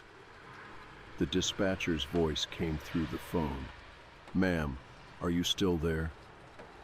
I couldn't answer. I couldn't move. Something pressed against the door. Not knocking, not pushing, just resting. Like they were leaning against it, listening. My throat locked up. I couldn't even breathe. The call was still going, the dispatcher still speaking, but I barely heard her anymore. I was focused on the weight against the door, the way the wood creaked just slightly under pressure. My fingers tightened around the phone. Then, just as suddenly as it came, the weight lifted. Silence. The air felt thick and heavy, pressing against my chest. I listened so hard my ears rang, but I couldn't hear anything. No movement, no breathing, just the distant hum of the fridge in the kitchen. Had they left? I forced myself to take a slow, quiet breath. My fingers hovered over the lock, but I couldn't bring myself to turn it. Then I heard it. A soft click. It wasn't my door. It was coming from the other side of the apartment. The front door. I gripped the phone so tight my knuckles ached. The dispatcher's voice cut through the ringing in my ears. "Ma'am, the police just arrived outside your building. Are you able to get to the door?" I still couldn't move, because I knew, without a doubt, that my front door had just been locked. From the inside. I didn't move. The apartment was silent again, but I knew I wasn't alone. The dispatcher's voice was still coming through the phone, calm and steady. "Ma'am, the officers are outside. Can you get to the door?" I couldn't answer. My throat was locked up, my fingers gripping the phone so tight my nails dug into my palm. I kept staring at the bathroom door, waiting for something. A shadow to pass underneath, the handle to turn. Something to confirm that whoever had been in my apartment was still there. But nothing happened. The seconds stretched. My ears strained for any sound, footsteps, breathing, anything, but there was nothing but the faint hum of my fridge and the slow drip of the shower behind me. I swallowed hard. My tongue felt dry like sandpaper. "Ma'am?" The dispatcher's voice was still level, but I could hear the slight shift in her tone, the edge of urgency. I forced myself to take a breath, then another. I had to move. I couldn't just stand there waiting. "Someone locked my door," I whispered finally, from the inside. There was a pause on the other end. "Are you absolutely sure?" I nodded before realizing she couldn't see me. "Yes, I heard it. The lock clicked." She didn't say anything for a second, but I could hear her typing, probably relaying the update to the officers. "Okay," she said finally. "Stay where you are. Do not open the door until you hear the officers identify themselves." I swallowed again and nodded. I stayed in the bathroom, barely breathing, counting the seconds in my head. 1, 2, 3. The silence felt heavier with every moment that passed. I still hadn't heard anyone leave. No footsteps, no front door opening, just nothing. 4, 5, 6. Then knocking. Not from inside the apartment. From outside. "This is the police," a deep voice called. "Holloway PD. If anyone is inside, announce yourself now." The dispatcher's voice was back in my ear. "Ma'am, the officers are at your door. Do you feel safe to come out?" I turned slowly, my hand gripping the bathroom doorknob so hard my fingers ached. I didn't feel safe, but I had to move. I took a breath and turned the lock, stepping out into my bedroom. The first thing I noticed was that my door was open. Not wide open, just slightly ajar, like someone had left in a hurry. My stomach flipped. I hadn't left it open when I ran in here. The second thing I noticed was my bed. The blankets were pulled back, the pillow slightly indented like someone had been sitting there. A wave of nausea rolled through me. I forced myself to keep moving, stepping carefully toward the hallway. The police knocked again, louder this time. "Holloway PD, open up." I moved faster, crossing through the living room to the front door. My hands fumbled with the lock, and when I finally swung the door open, 2 officers stood in the hallway. One male, one female, both in full uniform. The male officer, taller with a shaved head, glanced past me into the apartment. The female officer, blonde hair pulled into a tight ponytail, met my eyes. "Are you hurt?" she asked immediately. I shook my head. "Number." My voice barely worked. I don't think so." The male officer glanced down at my hands. "Can we come inside?" I nodded and stepped back. They both moved past me, sweeping through the apartment with practiced ease. Their hands hovered near their holsters, eyes scanning everything: my kitchen, the small living room, the bedroom. The male officer disappeared down the hallway while the female stayed near me. "You're sure someone was inside?" she asked. "Yes." My voice came out shaky. I heard them breathing outside my door." She didn't react, just gave a small nod, like she had heard this before. "How long ago was that?" "Right before you knocked, and I heard my front door lock." Her head tilted slightly, eyes flicking toward the door as if she could see something I couldn't. "From the inside?" "Yes." Before she could say anything else, the other officer came back from the bedroom. "Clear," he said. "No sign of forced entry, no sign of anyone inside." The female officer nodded, then looked at me again. Do you live alone? Yes. Do you have a key hidden outside? Anyone else who might have access to your apartment? Number no one. She studied my face for a second, then turned toward her partner. Check the security cameras. I want to see if anyone left the building in the last 10 minutes. He nodded and stepped out, leaving just the two of us standing in my living room. The apartment suddenly felt too quiet. I wrapped my arms around myself, realizing for the first time how cold I was. The adrenaline was fading, leaving behind a sharp, sickly exhaustion. The officer seemed to notice.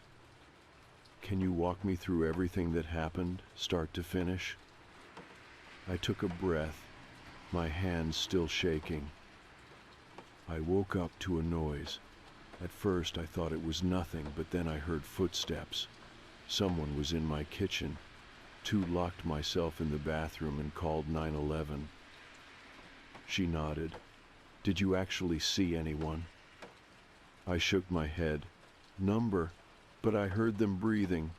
They were right outside the door. She didn't say anything for a moment, just scanned the apartment again like she was mentally putting together the pieces. Did you notice anything missing? She asked. I blinked. I hadn't even thought about that. I turned, scanning my living room, my kitchen, my bedroom. My purse was still on the counter.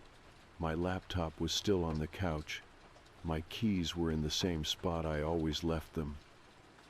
Everything was exactly how I left it. Except, I took a step toward my dining table. My dinner plate was still there, half-eaten, just like I had left it. But something was off. The glass of water next to it, it had moved. I was sure I had left it on the right side of the plate. Now it was on the left. My stomach flipped again. Something's wrong, I whispered. The officer stepped closer. What is it? I pointed at the table. That glass. It wasn't there before. She followed my gaze, her expression unreadable. You're sure? Yes. Two don't think they broke in. I think they were already inside. The officer's posture stiffened slightly, but her voice stayed neutral. I need you to sit tight, okay? We're going to check the cameras, and we'll have someone do a full sweep of the building. I nodded numbly, but I already knew they wouldn't find anything. Because whoever had been in my apartment was already gone, and they had never needed to break in. I sat on my couch, arms wrapped around myself, barely hearing the officer's voice as she spoke into her radio. My skin felt tight, like it didn't fit right, and my stomach wouldn't stop twisting. Someone had been in my apartment. I knew it. But there was no sign of forced entry, no missing items, nothing that screamed break-in. And that meant something worse. They had been inside before I ever locked my door. The thought made my hands shake harder. I pressed my palms against my knees, trying to ground myself, but I still felt lightheaded. The blonde officer, her name tag read Harrington, finished speaking into her radio and turned back to me. Officers are checking the security footage now. Do you want some water? I shook my head. The last thing I needed was another object moved out of place to send me spiraling. Did you notice anything off before tonight? She asked, settling into the chair across from me. Any strange noises? Things out of place? People watching you? I swallowed hard. No, I said at first. But then something did come to mind. I hesitated. There was one thing, I admitted. A few times I'd wake up and my fridge would be open. Her brow lifted slightly. How often? Maybe 3 times. The first time, I thought I just forgot to close it. The second time, I figured maybe it hadn't shut all the way. But the third... I trailed off, my pulse picking up again. I hadn't thought much of it at the time. I'd convinced myself I was just being careless. Now, I wasn't so sure. Harrington leaned forward slightly. Did anything else seem out of place? I nodded slowly. My toothpaste. It was in the wrong spot one morning. And my closet door. I swear I shut it before bed, but a few times I woke up and it was open just an inch or two. She didn't react, just absorbed the information like she was filing it away. Did you tell anyone about this? Number, I thought I was just being paranoid. Her lips pressed together like she'd heard that before. And there's no one else with a key? Not that I know of. The landlord has a master key, but I don't let anyone in when I'm not here. I don't even get maintenance visits unless I schedule them. She nodded. All right, I need you to stay here while we check the security cameras, okay? Try to relax. I almost laughed. Relax? Someone had been inside my apartment, and I had no idea how long they'd been there. Instead, I just nodded. Harrington stood and stepped into the hall, speaking in low tones to another officer. I closed my eyes, pressing my palms against my face. I didn't even want to be in here anymore. I didn't feel safe. Harrington and the other officer returned about 20 minutes later, their expressions unreadable. We checked the cameras, she said. I sat up straighter. Did you see anyone? She hesitated. We didn't see anyone leaving your apartment tonight. I blinked. What? Nobody entered or exited since you got home. Not through the hall, the lobby, or the emergency stairwell. My stomach dropped. That doesn't make sense. I heard someone. I felt them outside the door. I heard my lock click. Harrington exchanged a glance with her partner. There was something else, she said carefully. A neighbor across the hall reported something strange earlier tonight. She looked through her peephole about an hour before you called 911 and said she saw someone standing outside your door. My breath caught in my throat. Did she say what they looked like? Harrington's expression didn't change. She couldn't see their face, just a shadow. Said they stood there for a long time before walking away. A shiver ran through me. Could it have been a neighbor? I asked. Someone just waiting for a friend? Harrington didn't answer right away. It's possible, but given your call tonight, we're taking it seriously. I rubbed my arms, trying to shake the crawling sensation under my skin. So, what now? I asked. We're going to do a deeper search of your apartment, Harrington said. Make sure there's nowhere someone could have hidden. Then we'll go from there. I nodded, my throat too tight to speak. The officers swept through my apartment again, checking every possible hiding place. They searched the closets, under the bed, inside kitchen cabinets. One of them even went into the laundry room in the basement, just in case. Nothing. Harrington stood in the middle of my living room, arms crossed. I could tell she didn't like this any more than I did. If you want to stay somewhere else tonight, I'd recommend it, she said finally. A friend's place, a hotel, just in case. I nodded, already reaching for my phone. Yeah, I whispered. I think I will. I texted my friend Sophie, asking if I could crash at her place. she replied almost instantly. Of course. Are you okay? I wasn't, but I told her I was. I grabbed an overnight bag and double-checked my locks before stepping out into the hallway with the officers. Before I left, I glanced back at my apartment one last time. Everything looked the same, but it didn't feel the same anymore. I sat on Sophie's couch, barely listening as the morning news played in the background. I hadn't slept. Every time I closed my eyes, I saw my bedroom door slightly ajar, the indentation on my pillow, the moved glass on the table. Harrington had texted me an hour ago with an update. No sign of forced entry, no new evidence, but we're still investigating. Let me know if you remember anything else.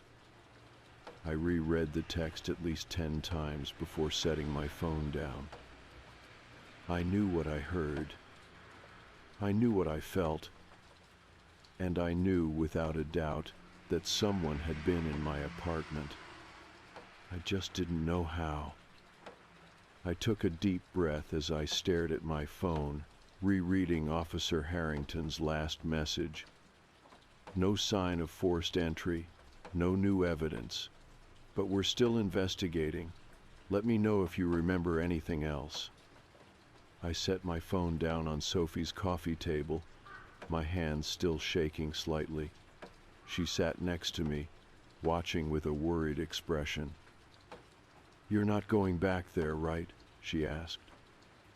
I hesitated. The thought of stepping foot in that apartment again made my skin crawl. I don't know, I admitted. I have to get my stuff at some point. You're staying here as long as you need to, Sophie said firmly, and we'll figure something out. I nodded, but I wasn't sure what there was to figure out. The police had found nothing. No sign of a break-in, no evidence of a stalker, nothing on the security cameras. It was like nothing had happened at all. Except it had. I knew it. I just had to prove it. After Sophie fell asleep, I laid awake on her couch, staring at the ceiling. My mind kept replaying everything that had happened, the footsteps, the breathing outside the bathroom door, the way my front door had locked itself. Something wasn't adding up. I sat up, grabbed my phone, and opened my messages. Me, did you check behind the walls? Harrington didn't answer right away. It was almost 3 a.m., so I wasn't expecting a response. But a few minutes later, my screen lit up. Harrington, what do you mean?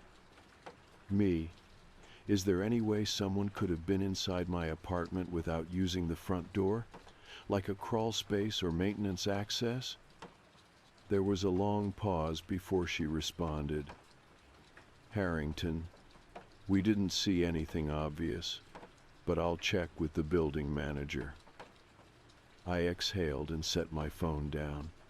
Maybe I was reaching, but something wasn't right. And if no one had entered or exited my apartment, then there had to be another way in. I didn't sleep. By morning, Harrington had texted again.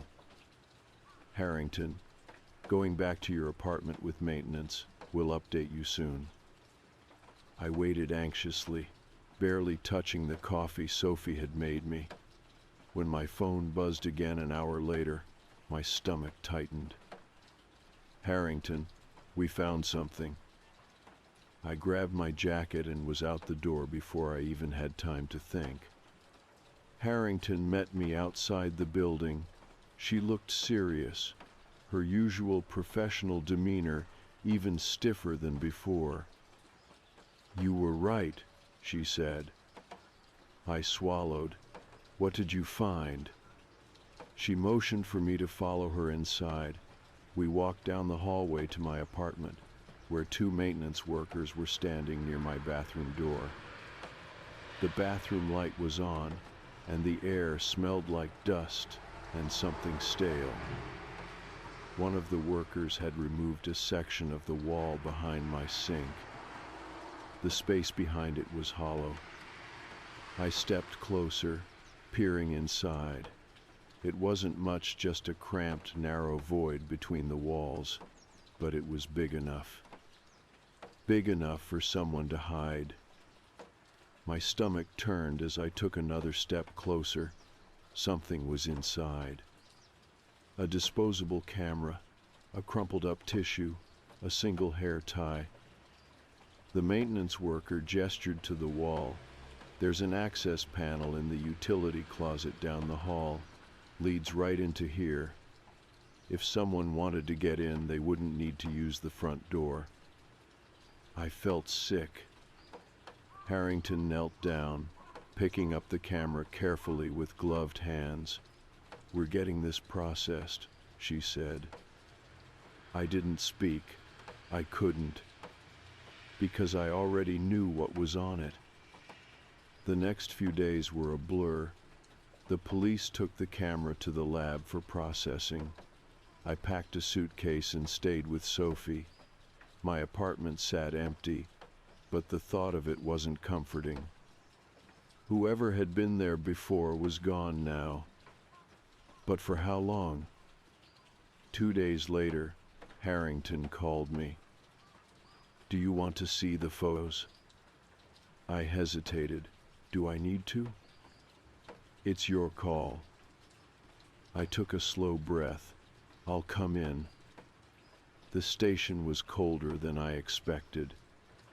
Harrington led me to a small room where a stack of printed photos sat on the table.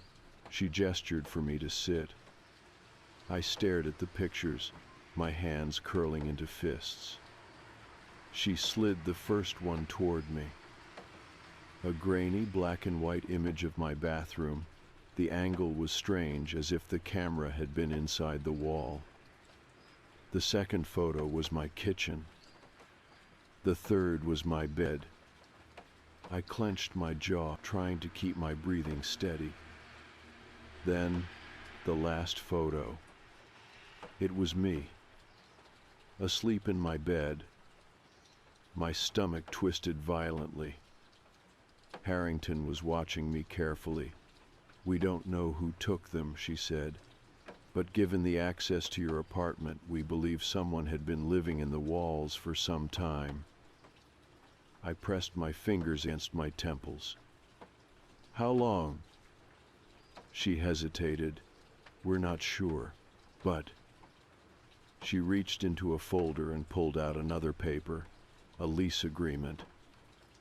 "The last tenant in your unit disappeared 2 years ago," she said. "She reported strange things before she vanished. No forced entry, no suspects, just gone." I stared at the document, my vision swimming. Harrington exhaled. "We have officers sweeping the entire building. We'll find him." I nodded, but I wasn't sure I believed it. Because whoever had been living in my walls was careful, patient, and worst of all, he knew how to disappear. I didn't go back to the apartment. A few weeks later, my landlord let me break the lease without penalty. I packed my things with a team of officers present and moved to a new place across the city. I changed my locks, installed security cameras, and checked my closets every night before bed. I never felt truly safe again. Harrington kept me updated for a while, but no arrests were made. The police had no leads. The person who had been watching me living inside my apartment was still out there. I still don't know how long he was there. Days, weeks, months. I don't know what he wanted. I don't know why he left. But sometimes, when I wake up in the middle of the night, I swear I hear something. A faint creak, a soft breath, And I wonder if somewhere someone is still watching, waiting for the next tenant to move in.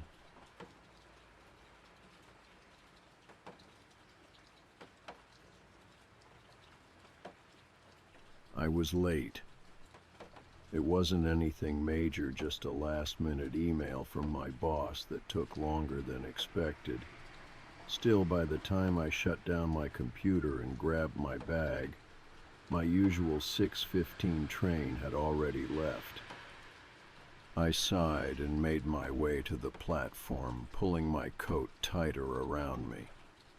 The station was quieter than usual, a little eerie with fewer people lingering under the harsh fluorescent lights. It wasn't a big deal, just a later train. The 6:45 pulled in, brakes screeching, and I stepped inside, finding a window seat in the middle of the car.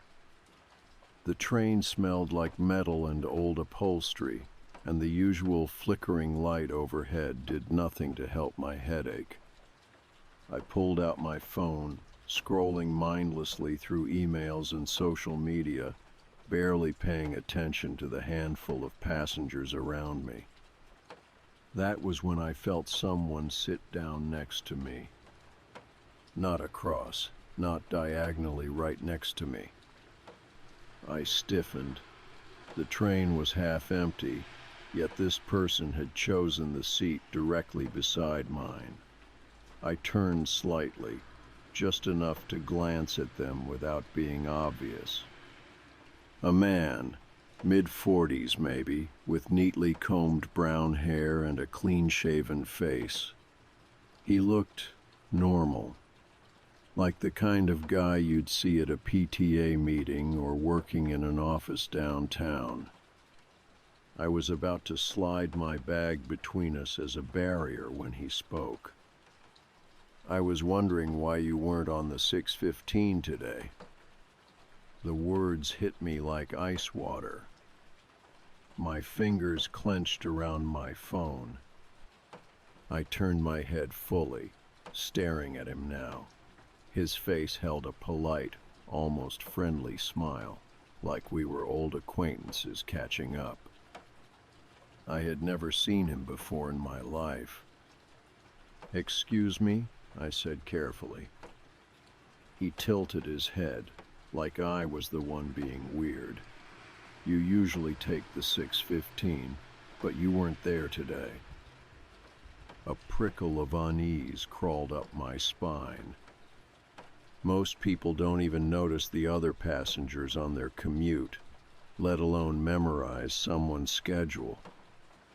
I forced out a small, uncomfortable laugh. "I think you have me mixed up with someone else." His smile didn't fade. "No, I don't think so." My stomach twisted. I turned back to my phone, pretending to type something, but my mind was racing. Who was this guy? Maybe he just took the same train as me regularly and recognized me from that. That would be normal. But why would he know my exact train? I glanced up at the reflection in the window, trying to see him without turning my head. He was still looking at me. I needed to get off at the next stop. The train rattled along, the lights overhead buzzing faintly. I focused on my breathing, trying to ignore the way my hands were shaking. The next stop was only 2 minutes away. I could get off, wait for the next train, and lose him in the crowd. Just as I convinced myself to move, he spoke again. "You usually sit 2 rows ahead," he said, "by the window, near the exit." My blood ran cold. I felt my pulse in my throat, pounding so hard I thought I might be sick. He wasn't just on the same train as me, he had been watching me. Every detail, every habit. I swallowed hard and forced a smile, gripping my bag. Well, I guess I'm a creature of habit. I stood up, maybe too fast, maybe too obvious, but I didn't care anymore. The train was slowing down for the next stop, and I moved toward the doors, heart hammering. I could feel his eyes on me. I didn't turn around. The second the doors slid open, I stepped out onto the platform, nearly colliding with an older woman as I rushed forward. Just keep walking, just blend into the crowd. The train doors beeped, signaling they were about to close. I chanced a glance over my shoulder. The man was still in his seat, still smiling. The doors shut. The train pulled away. I exhaled, shaking from head to toe. Maybe that was it. Maybe he was just some harmless weirdo with bad social skills. But as I walked toward the station exit, one thought gnawed at the back of my mind. How long had he been watching me? I walked out of the station quickly, keeping my head down, trying to shake the uneasy feeling crawling up my back. The air outside was crisp, but my skin was clammy, my thoughts racing too fast to make sense of. That man on the train. I kept replaying what he said, the way he said it.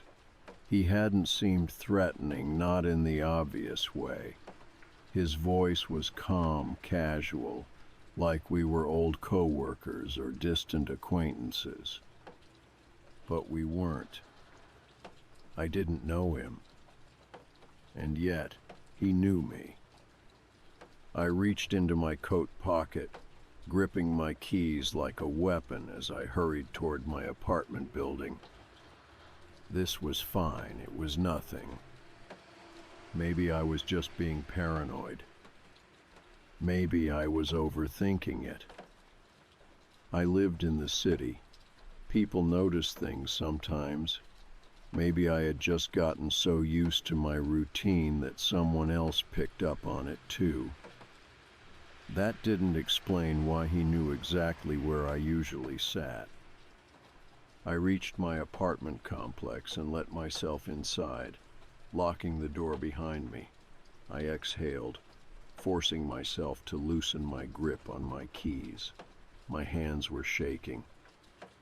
I didn't want to think about it anymore. I kicked off my shoes and tossed my bag on the couch. My apartment was small but comfortable, one bedroom, decent kitchen, second floor unit in a quiet building. I used to love coming home. It was my safe place. Tonight, it didn't feel that way. I kept the lights on as I moved through the space, checking the lock on my windows even though they'd been shut all day. I told myself it was just nerves, that nothing was actually wrong. Still, when I got to my bedroom, I pulled the curtains shut tight. I showered, brushed my teeth, went through my usual routine. But the whole time I felt off, that lingering sense that something wasn't right. I grabbed my phone and hesitated before opening my texts. Me, hey, have you ever noticed a guy on my train, mid-40s, brown hair, kind of office looking? I sent it to Leah, one of my co-workers who took the same train a few times a week. If anyone had seen him before, it would be her. She answered almost immediately. Leah, nope, why? I stared at the screen. Me, some guy on the train today knew my schedule, said he noticed I wasn't on the 6:15. The typing bubble appeared, then disappeared. Then, Leah, that's creepy as hell. Who was he? Me, no idea. I've never seen him before. Another pause. Leah, I don't like that. Neither did I. I tossed my phone on the nightstand, trying to push the conversation out of my mind. Maybe I just needed sleep. I got into bed, pulling the covers tight around me. The room was dark, the only light coming from the faint glow of my alarm clock. I closed my eyes and forced myself to breathe deeply. It was fine. Just a weird guy. Just a weird conversation. I was fine. I must have dozed off because the next time I opened my eyes, my room was completely still. The clock on my nightstand read 3:12 a.m. I turned over, pulling the blanket higher, but something felt wrong. I wasn't sure why at first. Then I noticed it. A faint glow. Not from my alarm clock. From my phone. The screen was on. My stomach tightened as I slowly reached for it. Had I left something open? Maybe an app? Maybe I got a notification? I picked it up. The screen was unlocked, and a message thread was open. My message thread. The one with Leah. I sat up fast, my heart hammering. I hadn't opened it. I knew I hadn't. My last message was still there, the one about the man on the train, but now there was another message beneath it. A new one. One I didn't send. A single word. Why? My breath caught in my throat. I stared at the message, my entire body locking up. I didn't send that. I did not send that. My hands felt cold as I checked the time. The message had been sent at 3:07 a.m. 5 minutes ago. I looked around my dark room, my ears straining for any sound. I was alone. I knew I was alone. The door was locked. So how had my phone been used? A wave of nausea rolled through me as I checked my settings. Last unlocked, 3:07 a.m. I set the phone down on my nightstand, my breathing uneven. I needed to think. I needed to be rational. Maybe my phone glitched. Maybe it auto-corrected and sent something by accident. But I knew that wasn't true. I hadn't touched my phone. I was asleep. I sat frozen, listening to the silence in my apartment. And then I heard it. A soft creak. Not from inside my room. From the hallway. Right outside my bedroom door.